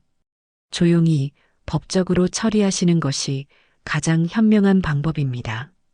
그의 말은 지극히 합리적이었고 아마 다른 사람이었다면 당연히 그 방법을 택했을 겁니다. 하지만 저는 그럴 수 없었어요. 저는 조용히 고개를 저었습니다. 변호사님, 말씀은 정말 감사합니다. 하지만 저는 그렇게 하고 싶지 않아요. 박 변호사는 의외라는 표정으로 저를 바라보았습니다. 왜 그러시죠? 가장 확실한 방법입니다만. 법으로만 해결하면 저들은 돈 몇 푼 물어주고 끝이라고 생각할 겁니다. 자신들이 한 짓이 얼마나 추악하고 잔인한 행동이었는지 절대 깨닫지 못하겠죠. 그리고 분명 이름을 바꾸고 얼굴을 바꿔서 다른 곳에서 또 다른 서준이를 찾아낼 겁니다. 저는 그 꼴을 볼 수가 없어요. 그들에게는 돈보다 더 무서운 대가가 필요합니다. 바로 모든 사람들 앞에서 자신들의 맨얼굴이 드러나는 수치심이라는 대가 말입니다. 그리고 제 아들이요. 제 어리석은 아들은 지금 자기 발로 불길에 뛰어들고 있습니다. 제가 옆에서 아무리 소리쳐도 듣지 않아요. 그 아이가 정신을 차리게 하려면 그 불길이 얼마나 뜨겁고 고통스러운지 직접 겪게 하는 수밖에 없습니다. 그러려면 모든 사람들 앞에서 아들 자신이 그토록 믿었던 사람의 진짜 모습을 보게 해야만 해요. 제 목소리는 떨림없이 단호했습니다. 박 변호사는 한참 동안 제 눈을 들여다보더니 이내 무언가를 결심한 듯 고개를 끄덕였습니다. 어머님의 뜻이 그렇게나 확고하시다면 저도 더 이상 제 방법을 고집하지 않겠습니다. 어머님께서는 어머님의 전쟁을 치르십시오. 저는 뒤에서 법적으로 발생할 수 있는 모든 문제에 대한 방패가 되어드리겠습니다. 혹시라도 저쪽에서 명예훼손이나 사생활 침해 같은 억지 주장을 걸고 넘어질 경우 지금 확보된 증거들이 어머님의 행동이 공공의 이익과 아들의 보호를 위한 어쩔 수 없는 선택이었음을 증명해 줄 겁니다. 제가 그렇게 만들겠습니다. 다만 결혼식장에서 발언하실 때 사실에 근거한 내용만 정확하게 전달하십시오. 감정적인 비난이나 욕설은 절대 안 됩니다. 그것만 지켜주신다면 제가 모든 것을 책임지겠습니다. 저는 든든한 아군을 얻은 기분이었습니다. 변호사 사무실을 나서자 회색빛 도시의 빌딩 숲 사이로 한 줄기 햇살이 비치는 것 같았어요. 이제 제 마음속의 모든 망설임은 사라졌습니다. 그날 밤 저는 서재에 홀로 앉아 마지막 결전의 무기를 다듬었습니다. 탐정에게서 받은 날 것 그대로의 증거들을 한 편의 짧지만 강렬한 다큐멘터리 영화처럼 재편집하기 시작했어요. 영상의 시작은 은서와 서준이가 행복하게 웃고 있는 사진으로 평화롭게 열리도록 했습니다. 하지만 곧이어 배경음악이 스산하게 바뀌며 서준이 엄마 완전 호구야라는 메신저 대화가 타자기로 치듯 한 글자씩 화면에 나타나도록 편집했어요. 은서가 다른 남자와 웃으며 찍은 사진 위로는 제 아들을 마마보이라며 비웃는 은서, 어머니의 목소리를 겹쳤습니다. 그리고 영상의 마지막은 은서가 전 약혼자를 협박해 합의금을 뜯어냈다는 사실을 검은 화면에 흰 글씨로 아주 건조하게 나열하며 끝나도록 만들었습니다. 영상을 다 만들고 시연을 해보는데 제 스스로도 그 냉혹한 진실의 무게에 숨이 턱 막힐 지경이었습니다. 저는 이 최종 편집본을 심판의 날이라는 이름으로 저장하여 복사본까지 총 3개의 USB에 담았습니다. 다음 날 저는 예복을 최종 확인한다는 핑계로 다시 한번 호텔 웨딩홀을 찾았습니다. 그리고는 지배인을 따로 그의 사무실에서 만났어요. 저는 미리 준비해간 서준이의 유치원 시절 재롱잔치 영상이 담긴 가짜 USB를 그에게 건넸습니다. 그리고는 세상에서 가장 아들을 사랑하는 어머니의 얼굴로 눈시울까지 붉혀가며 말했습니다. 지배인님, 제가 홀로 키운 아들이 장가가는 날 깜짝 선물을 해주고 싶어서요. 저희가 양가 인사말을 할 때 제 차례가 되면 조명을 모두 끄고 이 영상을 스크린에 틀어주시겠어요? 제 평생의 소원입니다. 제 간절한 연기에 마음씨 좋아 보이는 지배인은 물론입니다. 어머님, 걱정 마십시오. 아드님이 정말 감동받으실 겁니다라며 흔쾌히 약속해 주었습니다. 저는 그의 손에 두둑한 감사 봉투를 쥐어주며 결정적인 한마디를 덧붙였습니다. 정말 감사합니다. 그런데 사실 제가 당일에는 긴장해서 이 USB를 깜빡할지도 몰라요. 그래서 똑같은 걸로 하나 더 준비했으니 당일에 제가 드리는 USB로 틀어주시면 됩니다. 내용은 똑같은 거니까요. 지배인은 아무런 의심 없이 고개를 끄덕였습니다. 이제 무대는 완벽하게 세팅되었습니다. 배우들도 모두 제 위치에 서 있었죠. 남은 것은 이 잔인한 연극의 마지막 막을 올리는 것뿐이었습니다. 결혼식 바로 전날 밤, 저는 마지막으로 아들에게 기회를 주기로 마음먹었습니다. 어쩌면 아주 만약에라도 아들이 스스로 깨닫고 돌아설 수도 있지 않을까 하는 신락 같은 희망 때문이었어요. 저는 아들이 어릴 때부터 가장 좋아했던 LA 갈비를 재우고 따끈한 미역국을 끓여 저녁상을 차렸습니다. 아무것도 모르는 아들은 신이 나서 집으로 들어섰어요. 우와, 엄마. 오늘 무슨 날이야? LA 갈비네. 역시 우리 엄마 최고. 해맑게 웃는 아들의 얼굴을 보니 마음 한구석이 시큰하게 아려왔습니다. 우리는 말없이 저녁을 먹었습니다. 제가 구운 갈비를 아들은 연신 맛있다며 자기 밥그릇 위로 옮겨 놓았어요. 식사가 거의 끝나갈 무렵 제가 조용히 입을 열었습니다. 서준아. 응, 엄마. 아들, 행복하니? 지금 정말로 행복한 거 맞아? 제 질문에 아들은 밥을 씹다 말고 저를 쳐다보았습니다. 무슨 소리야, 갑자기. 당연히 행복하지. 내일이면 내가 사랑하는 여자랑 결혼하는데 이것보다 더 행복한 일이 어디 있어. 사랑 그래, 사랑. 서준아, 너한테 사랑이 뭐니? 은서의 어떤 점이 너를 그렇게 행복하게 만드는데? 저는 마치 인생 상담을 하는 사람처럼 차분하게 질문을 이어갔습니다. 아들은 잠시 고민하더니 어깨를 으쓱하며 대답했어요. 예쁘잖아. 애교도 많고, 그리고 나를 존경해줘. 오빠가 최고라고, 오빠처럼 능력 있는 남자가 자기랑 결혼해줘서 너무 고맙다고 맨날 말해. 그런 여자랑 사는데 어떻게 안 행복해?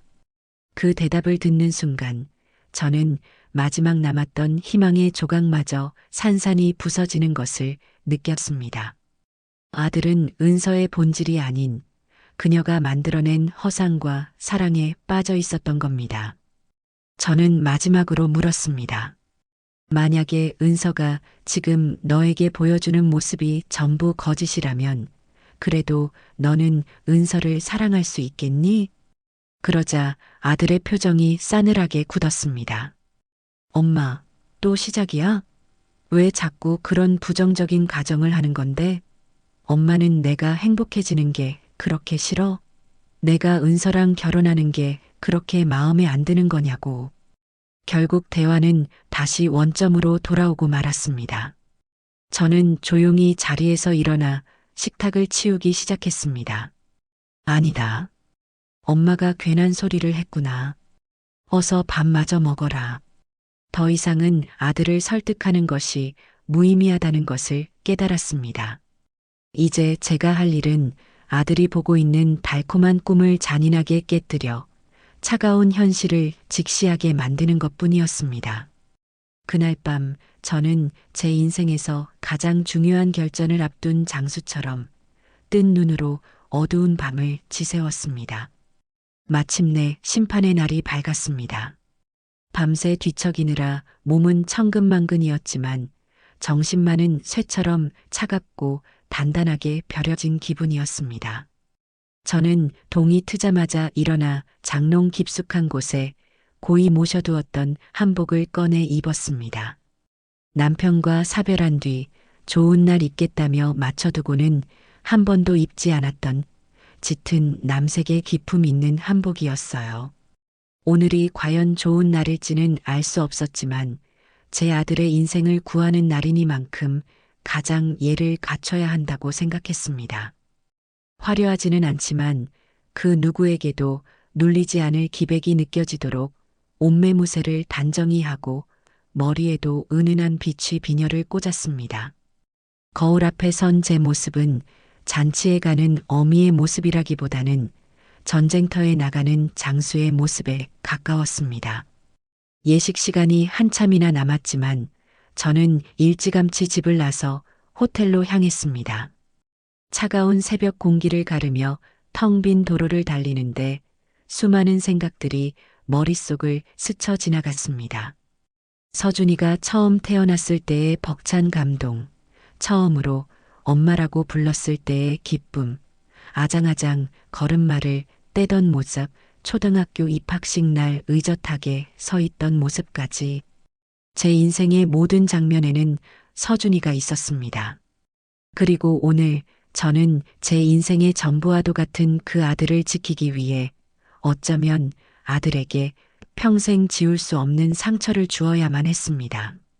아들아, 부디 이 어미를 용서해다오. 저는 입술을 깨물며 핸들을 굳게 잡았습니다. 호텔에 도착하니 이른 시간임에도 불구하고 예식 준비로 분주한 직원들의 움직임이 보였습니다. 저는 약속대로 지배인을 찾아가 제 손에 굳게 쥔 진짜 USB를 건넸습니다. 그는 아무것도 모른 채 걱정 마십시오, 어머님. 완벽하게 준비해 놓겠습니다라며 저를 안심시켰어요. 저는 그를 지나쳐 하객들이 오기 전 텅 빈 웨딩홀 안으로 들어섰습니다. 수백 개의 의자가 주인을 기다리고 있었고 단상 위의 화려한 꽃장식은 앞으로 벌어질 비극도 모른 채 향기를 뿜어내고 있었죠. 저는 잠시 그곳에 서서 잠시 후에 이 자리가 아수라장으로 변할 모습을 상상했습니다. 두렵고 떨렸지만 물러설 수는 없었습니다. 하객들이 하나둘 도착하고 식장이 붐비기 시작할 무렵 저는 신부 대기실로 향했습니다. 문을 열고 들어서자 눈이 부실 정도로 화려한 웨딩드레스를 입은 은서가 거만한 표정으로 의자에 앉아 있는 모습이 보였습니다. 그녀의 주변에는 은서 어머니와 몇 안 되는 친척들이 둘러싸고 앉아 이미 승리라도 한 것처럼 축배를 들고 있었어요. 제가 들어서는 것을 본 은서가 날카로운 눈으로 저를 쳐다보며 말했습니다. 어머님, 이제 오셨어요? 하마터면 주인공보다 늦으실 뻔했네요. 오늘 주인공은 저니까 어머님은 너무 튀는 행동하지 마시고 조용히 계세요. 아셨죠? 그녀는 제게 명령하고 있었습니다. 저는 대답 대신 희미한 미소만 지어 보였어요. 그러자 은서는 못마땅하다는 듯이 덧붙였습니다. 아, 그리고 이따가 인사말 하실 때 집 이야기 꼭 하셔야 해요. 서준 오빠 강남 아파트 제 이름으로 해주시기로 했다고요. 모든 하객들 앞에서 확실하게 못 박아주세요. 그래야 뒤탈이 없죠. 제 손바닥 안에서 놀아나고 있다는 사실도 모른 채 마지막까지 제게 확인을 받아내려는 모습이 우습기 짝이 없었습니다. 저는 고개를 끄덕이며 말했습니다. 그래, 걱정하지 말거라. 아주 확실하게 여기 있는 모든 사람들이 평생 잊지 못하도록 똑똑히 말해줄 테니. 제 대답에 만족한 은서는 다시 거만한 표정으로 고개를 돌렸습니다. 그때 서준이의 친구 몇몇이 신부에게 인사를 하러 대기실로 들어왔습니다. 어릴 때부터 봐왔던 착하고 의리 있는 아이들이었죠. 그들은 은서에게 억지 미소를 지으며 인사를 건넨 뒤 제게 다가와 조심스럽게 말을 걸었습니다. 어머님, 안녕하세요. 저 드릴 말씀이 있는데요. 아이들은 저를 대기실 구석으로 이끌고는 아주 곤란한 표정으로 입을 열었습니다. 저희가 정말 고민 많이 했는데요. 이건 아무래도 말씀드려야 할 것 같아서요. 사실 얼마 전에 은서 씨한테서 연락이 왔었어요. 결혼 준비하는데 급하게 돈이 필요하다면서 서준이 몰래 1,000만 원만 빌려달라고요. 뭐라고? 저희도 너무 황당해서 거절했는데 다른 친구들한테도 다 연락을 돌렸더라고요. 서준이가 알면 자존심 상할 테니 어머님께는 꼭 비밀로 해달라면서요. 정말 이상하지 않나요? 결혼할 사람이 남편 될 친구들한테 돈을 빌리러 다닌다는 게요. 서준이가 정말 저런 사람이랑 결혼해도 되는 건지 저희는 너무 걱정돼요. 저는 아이들의 손을 잡아주며 말했습니다. 말해줘서 정말 고맙다. 너희들이 진짜 서준이 친구구나. 하지만 이제 걱정하지 않아도 된단다. 오늘 이 자리에서 너희들이 걱정하는 모든 것들이 다 깨끗하게 정리될 테니 너희들은 그저 서준이 옆에서 힘이 되어주기만 하거라. 제 결연한 표정에 아이들은 더 이상 묻지 않고 고개를 끄덕였습니다. 이제 정말 때가 다가오고 있었습니다. 저는 마지막으로 신부 대기실 중앙에 앉아 여왕처럼 행세하는 은서와 그 옆에서 탐욕스러운 웃음을 감추지 못하는 은서 어머니를 바라보았습니다. 은서 어머니는 제게 다가와 값싼 샴페인이 담긴 잔을 건네며 가식적인 미소를 지었어요. 어머님도 이제 아들 장가 보내시니 한시름 놓으셨겠어요. 저희가 아주 귀하게 데리고 살게요. 집 문제도 그렇고 여러모로 신경 써주셔서 정말 감사해요. 호호. 그녀는 마치 제가 패배자라도 되는 양 동정하는 눈빛으로 저를 내려다보았습니다. 저는 아무 말 없이 그녀가 건네는 잔을 받아들었습니다. 그리고 속으로 말했죠. 그래, 실컷 웃어더라. 너희들의 그 웃음이 비명으로 바뀌는 데에는 그리 오랜 시간이 걸리지 않을 테니. 저는 잔을 입에도 대지 않고 테이블 위에 내려놓은 뒤 조용히 제 자리를 향해 걸어갔습니다. 제 인생을 건 가장 거대하고 화려한 심판의 무대가 드디어 막을 올리려 하고 있었습니다. 마침내 결혼식장의 모든 조명이 암전되고 단상 위로 환한 핀 조명이 쏟아졌습니다. 사회자의 힘찬 소개와 함께 제 아들 서준이가 세상에서 가장 행복한 표정으로 입장을 했습니다. 턱시도를 입은 아들의 모습은 그 어느 때보다 늠름하고 멋있었지만 저는 그 해맑은 얼굴 뒤에 곧 닥쳐올 거대한 폭풍을 생각하니 가슴이 미어졌습니다. 곧이어 순백의 웨딩드레스를 입은 은서가 아버지의 손을 잡고 버진 로드를 걸어 들어왔습니다. 그녀는 마치 세상의 모든 스포트라이트를 받는 여배우처럼 고고하고 우아한 미소를 지으며 하객들에게 손을 흔들었습니다. 그 모습이 너무나 가증스러워 저는 저도 모르게 주먹을 꽉 쥐었습니다.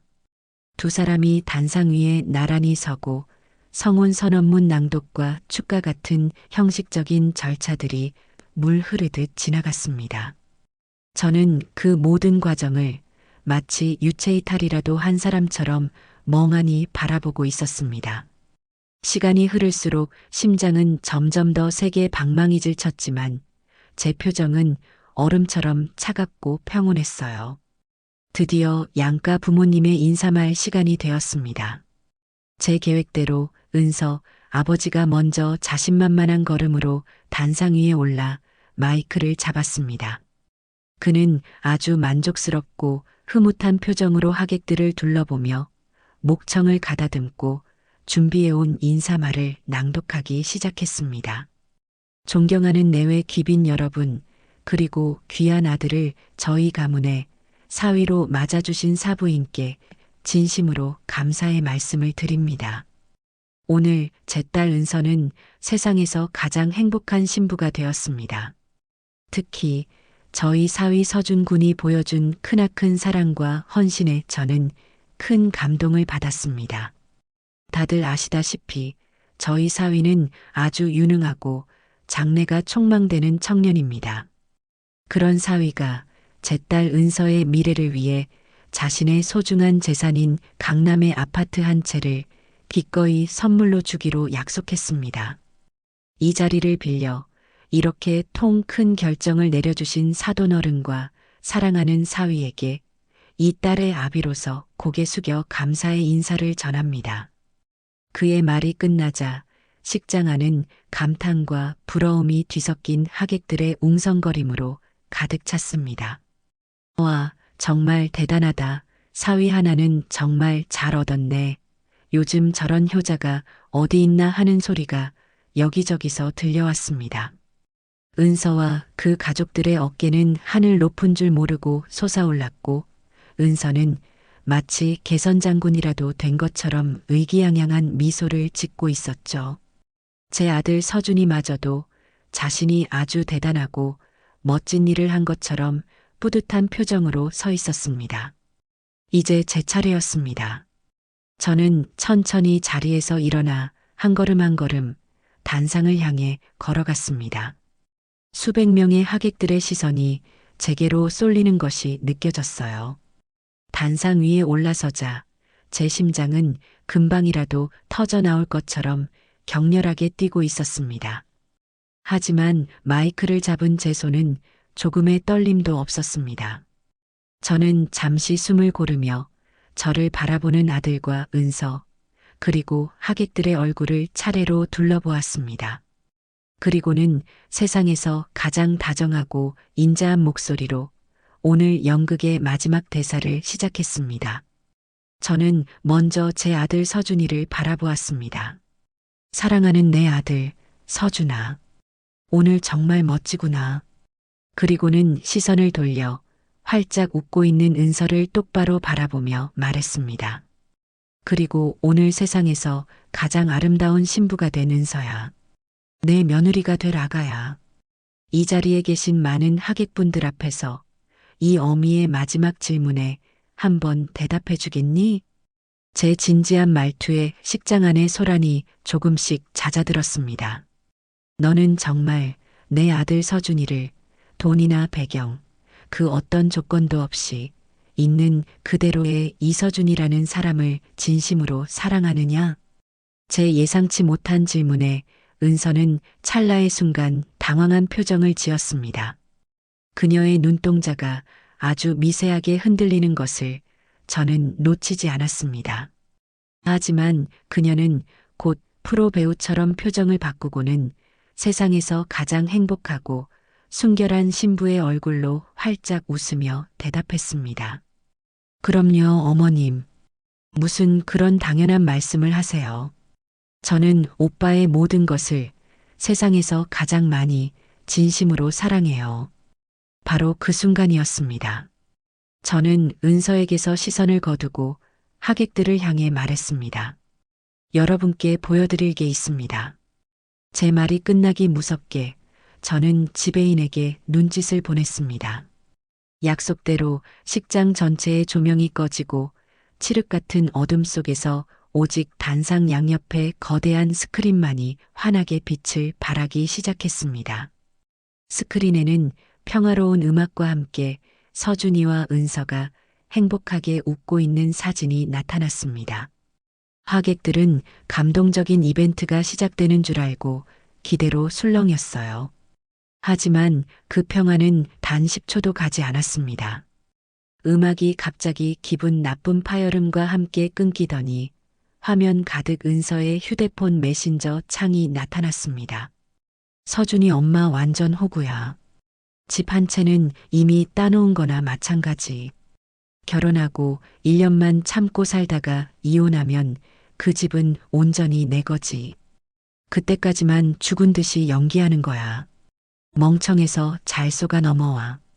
충격적인 대화 내용이 한 글자씩 타이핑되자 식장은 순간 물을 끼얹은 듯 조용해졌습니다. 하객들은 자신의 눈을 의심하며 웅성거리기 시작했어요. 저는 무대 아래의 서준이를 보았습니다. 그의 얼굴에서 웃음기가 사라지고 당혹감과 혼란이 어리기 시작했습니다. 화면은 곧바로 은서가 낯선 남자와 다정하게 팔짱을 끼고 호텔 레스토랑으로 들어가는 파파라치 사진으로 바뀌었습니다. 사진 밑에는 2025년 8월 12일 결혼 한 달 전이라는 자막이 선명하게 박혀 있었죠. 그리고 곧이어 연봉 1억 이상, 강남 자가 보유 남성 구함이라는 조건이 적힌 은서의 결혼정 보혜사 프로필이 화면을 가득 채웠습니다. 저게 뭐야? 당장 끄라고. 은서가 새하얗게 질린 얼굴로 비명을 질렀습니다. 은서의 아버지는 무대 뒤편으로 달려가 영상을 끄려고 했지만 이미 호텔 직원들에게 가로막힌 뒤였습니다. 어머님, 지금 뭐 하시는 거예요? 서준이가 믿을 수 없다는 표정으로 제게 소리쳤지만 저는 아들을 외면했습니다. 영상은 멈추지 않았습니다. 클라이맥스는 아직 남아 있었으니까요. 마지막으로 식장 전체에 은서 어머니의 경박한 목소리가 울려 퍼졌습니다. 어머, 호호호. 우리 딸이 얼굴값 하는 거지. 바보같이 순진한 남자 하나 제대로 낚았어. 맨날 엄마만 찾는 마마보이야, 마마보이. 그런 애들이 다루기는 제일 쉬운 거 몰라? 집 한 채 넘겨받는 건 시간 문제지, 뭐. 그 목소리 위로 은서는 전 약혼자에게도 아파트명의 이전을 요구했으며 거절당하자 거짓 고소 협박으로 거액의 합의금을 편취한 전적이 있음이라는 차가운 자막에 떠올랐습니다. 모든 영상이 끝나고 식장에는 무거운 침묵만이 흘렀습니다. 저는 마이크를 다시 고쳐잡고 얼음처럼 차가운 목소리로 하지만 식장 안의 모든 사람이 들을 수 있도록 또렷하게 말했습니다. 여러분, 보신 그대로입니다. 제 아들을 그리고 저희 가족을 돈과 재산을 빼앗기 위한 안전빵으로만 생각하고 온갖 거짓과 기만으로 저희를 농락한 저 사람과는 절대 가족이 될 수 없습니다. 제 선언에 은서 어머니가 이 미친 늙은이가 라고 소리치며 이성을 잃고 제게 달려들었습니다. 하지만 그녀가 제 머리채를 잡기도 전에 무대 가장 가까이에 앉아있던 서준이의 친구들과 제 친척들이 벌떡 일어나 그녀의 앞을 가로막아 인간 방패가 되어 주었습니다. 서준이는 무대 아래에서 마치 온 세상이 무너진 듯한 표정으로 그 자리에 털썩 주저앉아 있었습니다. 그의 얼굴은 하얗게 질려 있었고 눈에서는 굵은 눈물이 쉴 새 없이 흘러내렸습니다. 그는 넋이 나간 사람처럼 스크린과 은서의 얼굴을 번갈아 쳐다볼 뿐이었습니다. 오빠 아니야. 저건 다 오해야. 저 늙은이가 우리를 갈라놓으려고 꾸민 짓이야. 나를 믿어야지 오빠. 은서는 서준이를 향해 필사적으로 변명했지만 그녀의 목소리는 이미 심하게 떨리고 있었습니다. 그 어떤 변명도 저 명백한 증거들 앞에서는 아무런 힘이 없었죠. 저는 마지막으로 식장 안의 모든 사람들과 무너져 내린 제 아들을 향해 선언했습니다. 오늘 이 결혼식은 취소입니다. 이 모든 것은 처음부터 없었던 일입니다. 먼 길 와주신 하객 여러분께는 정말 머리 숙여 사죄드립니다. 하지만 준비한 음식은 죄가 없습니다. 부디 이 음식들을 드시면서 한 사기꾼 집안의 추악한 몰락을 지켜봐 주시고 어리석었지만 이제라도 진실을 알게 된 제 아들의 새로운 시작을 응원해 주시길 간곡히 부탁드립니다. 제 말이 끝나자 식장 곳곳에서 약속이라도 한 듯 우레와 같은 박수 소리가 터져 나왔습니다. 그것은 제 아들을 구해내고 제 스스로의 존엄을 지켜낸 한 늙은 어미에게 보내는 세상에서 가장 뜨겁고 통쾌한 격려와 찬사였습니다. 박수 소리가 잦아들자 웨딩홀 안에는 기묘하고도 초현실적인 정적이 흘렀습니다. 모든 하객들은 마치 거대한 연극의 마지막 장면을 목격한 관객처럼 숨을 죽인 채 무대 위와 그 주변에서 벌어지는 다음 상황을 지켜보고 있었어요. 이성과 모든 체면을 내팽개친 은서 어머니가 제게 달려들다 제지당한 채 씩씩거리고 있었고 은서 아버지는 사색이 된 얼굴로 어쩔 줄 몰라 하며 서 있었습니다. 주인공이었던 은서는 너덜너덜해진 드레스 자락처럼 완전히 넋이 나간 표정으로 제 아들 서준이만 바라보고 있었죠. 가장 비참한 것은 제 아들 서준이었습니다. 그는 여전히 예식장 바닥에 주저앉은 채 초점 없는 눈으로 허공을 응시하고 있었어요. 그의 세상이 산산조각 나는 소리가 제 귀에까지 들리는 듯 했습니다. 그때 침묵을 깬 것은 은서 아버지였습니다. 그는 저를 가로막고 선 제 친척들과 서준이 친구들을 밀치고 제 앞으로 다가와 마지막 발악과도 같은 말을 내뱉었습니다. 사돈, 아니, 김 여사님, 지금 이게 무슨 짓입니까? 이렇게까지 해야 했습니까? 좋습니다. 저희가 잘못한 점도 있겠지요. 하지만 이렇게 모든 사람들 앞에서 망신을 줄 것까지는 없지 않습니까? 지금이라도 합의를 합시다. 없던 일로 할 수는 없겠지만 조용히 해결할 수는 있지 않습니까? 우리도 이대로는 못 물러납니다. 우리도 준비한 게 많아요. 정신적 피해 보상이라도 제대로 해주셔야 하는 거 아닙니까? 그는 마지막까지 협박과 회유를 오가며 이 상황을 돈으로 무마해 보려고 했습니다. 저는 그의 가소로운 발악을 차갑게 내려다보며 핸드백에서 서류 한 장을 꺼내 그의 눈앞에 펼쳐 보였습니다.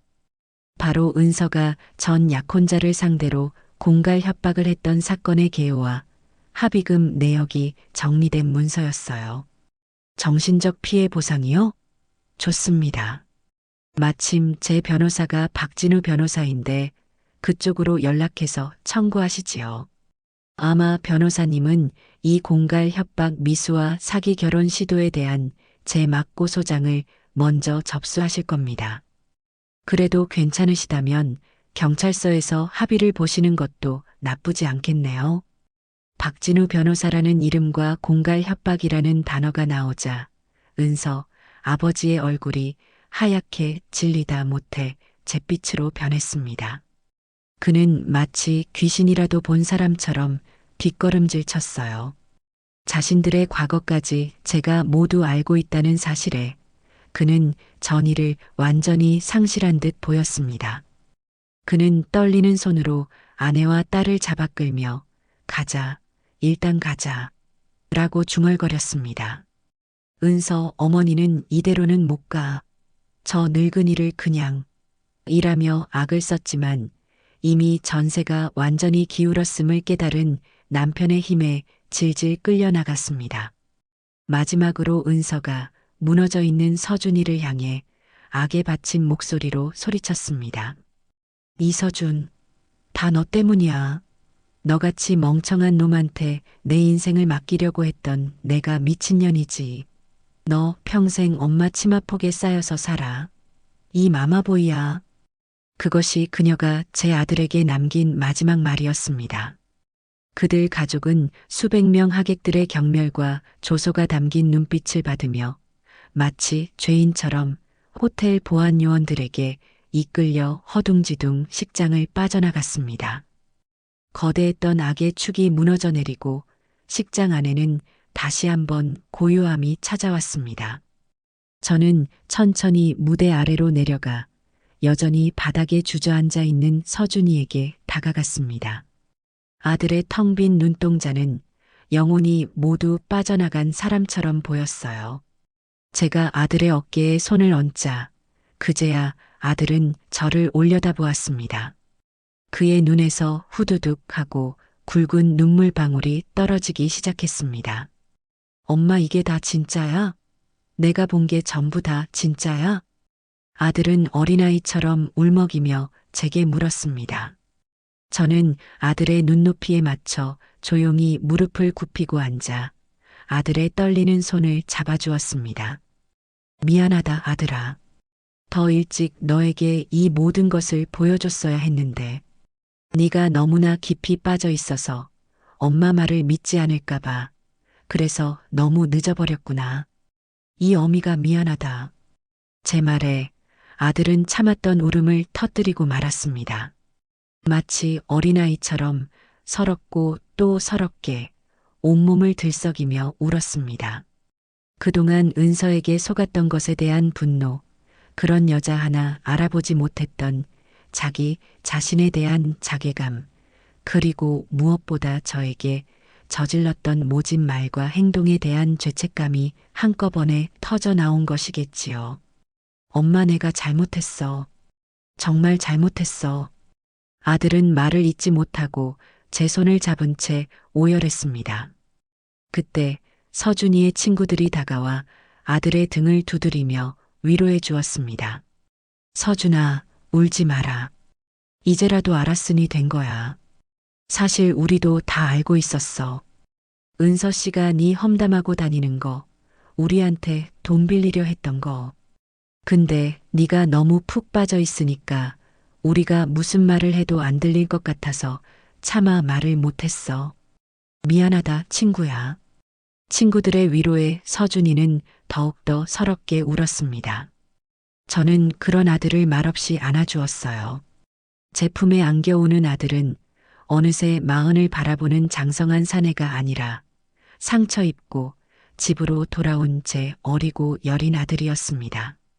한참의 시간이 흐르고 식장 안의 분위기는 조금씩 변하기 시작했습니다.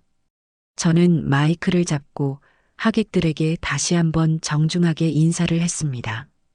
다시 한번 오늘 제 아들의 부끄러운 모습을 보여드리게 되어 머리 숙여 사죄드립니다. 하지만 이왕 이렇게 된 것, 이 자리를 빌려 못난 아들이 다시 태어나는 것을 축하하는 자리로 삼고자 합니다. 부디 준비한 음식을 드시면서 저희 모자의 새로운 시작을 축복해 주시면 감사하겠습니다. 제 말에 하객들은 박수로 화답해 주었습니다. 그리고는 정말로 언제 그런 끔찍한 일이 있었냐는 듯이 사람들은 테이블에 둘러앉아 음식을 먹고 마시며 이야기를 나누기 시작했습니다. 하지만 그 분위기는 결코 어색하거나 불편하지 않았어요. 오히려 거대한 악을 함께 물리친 전우들처럼 묘한 동지애와 유대감마저 느껴졌습니다. 제가 테이블 사이를 돌며 하객들에게 인사를 하자 많은 분들이 제 손을 잡으며 위로와 격려를 건넸습니다. 어머님, 정말 큰일 하셨어요. 어머님 아니었으면 아드님 인생 큰일 날 뻔했습니다. 사부인, 정말 통쾌했습니다. 요즘 세상에 사부인처럼 용기 있는 어른이 있다는 게 정말 다행입니다.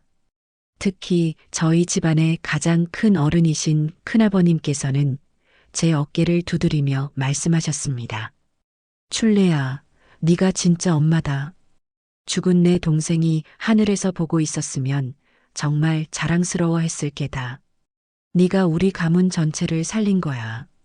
저는 그 모든 격려와 칭찬에 그저 고개를 숙이며 감사하다는 말만 반복했습니다. 멀리서 보니 서준이도 친구들의 위로 속에서 조금씩 기운을 차리고 있었습니다. 녀석은 퉁퉁 부은 눈으로 멍하니 저를 바라보고 있었어요. 제가 자신을 위해 얼마나 거대하고 외로운 싸움을 벌여왔는지를 이제야 깨닫기 시작한 것이겠지요. 그 눈빛 속에는 더 이상 원망이나 분노가 아닌 미안함과 존경심이 담겨 있었습니다. 비록 세상에서 가장 화려하고도 끔찍했던 결혼식은 그렇게 파국으로 끝났지만 저는 그 폐허 속에서 우리 모자의 관계가 다시 시작될 수 있다는 작은 희망의 씨앗을 발견했습니다. 폭풍 같았던 결혼식이 끝나고 일주일이라는 시간이 흘렀습니다. 세상은 언제 그런 일이 있었냐는 듯 평온했지만 저희 모자에게는 상처를 치유하고 모든 것을 제자리로 돌려놓기 위한 시간이 필요했어요. 그 시간 동안 은선의 가족에게서는 몇 차례의 바락과도 같은 연락이 왔습니다. 명예훼손과 사생활 침해로 고소하겠다는 협박장이 저희 법무법인으로 날아왔더군요. 저는 그 서류를 들고 다시 박진우 변호사를 찾아갔습니다. 그는 서류를 훑어보더니 코웃음을 치며 말했습니다. 어머님, 이건 그냥 겁주려는 허세일 뿐입니다. 걱정하실 것 하나도 없습니다. 박 변호사는 곧바로 저희 측의 답변서를 작성했습니다. 그 안에는 혼인 빙자 사기 및 공갈 협박 미수에 대한 형사 고소 절차에 착수할 것이며 그동안 편취한 모든 금전적 이득과 정신적 피해 보상에 대한 민사 소송을 함께 진행할 것이라는 내용이 담겨 있었죠. 그리고 그 답변서와 함께 제가 가진 모든 증거 자료의 사본을 첨부하여 그들에게 보냈습니다. 그 이후로 그들에게서는 2번 다시 연락이 오지 않았습니다. 나중에 탐정을 통해 들은 소식에 따르면 그들은 박 변호사의 답변서를 받고는 자신들이 오히려 감옥에 갈 수도 있다는 사실을 깨닫고는 모든 것을 포기했다고 합니다. 하지만 그들의 심판은 거기서 끝나지 않았습니다. 세상에는 비밀이 없는 법이지요. 그날 결혼식에 참석했던 수백 명의 하객 중 누군가가 온라인의 유명 커뮤니티에 그날의 일을 아주 상세하게 묘사한 글을 올렸던 겁니다. 글은 순식간에 수십만 건의 조회수를 기록하며 퍼져나갔고 네티즌 수사대는 곧바로 은서의 신상과 SNS 계정을 찾아냈습니다. 그녀의 SNS는 온갖 비난과 조롱의 댓글로 뒤덮였고 강남 아파트 호구녀, 취집 사기꾼이라는 끔찍한 별명까지 얻게 되었죠. 결국 그녀는 모든 계정을 삭제하고 잠적해버렸습니다. 그리고 얼마 지나지 않아 은선의 가족이 살던 동네 친구에게서 연락이 왔습니다. 그들이 동네 사람들의 손가락질을 견디지 못하고 빚쟁이들을 피해 야반도주하듯 이사를 가버렸다는 소식이었습니다. 그들의 탐욕은 결국 그들 자신을 파멸로 이끌고 만 겁니다. 그들이 그렇게 세상에서 사라져가는 동안 제 아들 서준이는 깊은 자기 반성의 시간을 보냈습니다. 처음 며칠 동안 아들은 방 안에 틀어박혀 식음을 전폐하고 폐인처럼 지냈어요. 저는 그런 아들을 닥달하지 않고 그저 묵묵히 아들이 좋아하는 음식을 만들어 아들의 집 현관문 앞에 놓아두고 돌아오곤 했습니다. 스스로 일어설 시간이 필요하다는 것을 알았기 때문입니다. 일주일쯤 지났을까 아들이 헬쑥한 얼굴로 저를 찾아왔습니다. 그리고는 제 앞에 깊이 무릎을 꿇고 고개를 숙였습니다. 엄마, 내가 정말 죽을 죄를 지었어. 엄마가 나를 구하려고 그렇게 애쓰시는 동안 나는 철없이 엄마 가슴에 대못만 박았어. 사랑인 줄 알았는데, 아니, 사랑이라고 믿고 싶었는데, 나는 그냥 그 여자의 화려한 거짓말에 현혹된 거였어. 정말 미안해, 엄마. 그리고 고마워. 나를 구해줘서. 저는 아무 말 없이 일어나 무릎 꿇은 아들을 일으켜 세워 꼭 안아주었습니다. 제 등 뒤에서 아들은 한참 동안이나 어린아이처럼 흐느꼈습니다. 그날 이후 서준이는 놀라울 정도로 달라지기 시작했습니다. 그는 회사 일에 그 어느 때보다 집중하며 자신의 능력을 증명해 보였고 주말에는 요리학원에 등록하여 서툴지만 스스로 밥을 해먹는 법을 배우기 시작했어요. 무엇보다 가장 큰 변화는 더 이상 제게 경제적으로 의존하려 하지 않는다는 것이었습니다. 아들은 은서가 그토록 탐냈던 강남의 아파트 한 채를 처분했습니다. 그리고 그 돈으로 아버지 때부터 일궈온 저희 식당 건물을 멋지게 리모델링하고 남은 돈은 자신의 사업 자금으로 쓰겠다며 야무진 계획을 세웠어요. 아들은 비로소 진정한 의미의 독립적인 어른이 되어가고 있었던 겁니다. 그렇게 1년이라는 시간이 흘렀습니다. 저희 모자의 관계는 그 어떤 시절보다도 더 단단하고 애틋해졌습니다. 아들은 더 이상 제게 마마보이가 아니었고, 저는 더 이상 아들을 걱정하는 잔소리꾼 엄마가 아니었어요. 우리는 서로의 인생을 존중하고 응원하는 세상에서 가장 든든한 동반자가 되었습니다. 어느 화창한 봄날, 서준이가 제게 조심스럽게 말했습니다. 엄마, 나 만나는 사람이 생겼어. 저는 덜컥 겁이 났지만 애써 태연한 척 웃으며 말했습니다. 그래, 어떤 사람이니? 응, 회사 동료인데 아주 착하고 검소하고 무엇보다 자기 일을 사랑하는 사람이야. 엄마한테 꼭 한번 인사시켜주고 싶어. 며칠 뒤 아들은 수줍은 미소를 띤 아가씨 한 명을 데리고 집으로 왔습니다.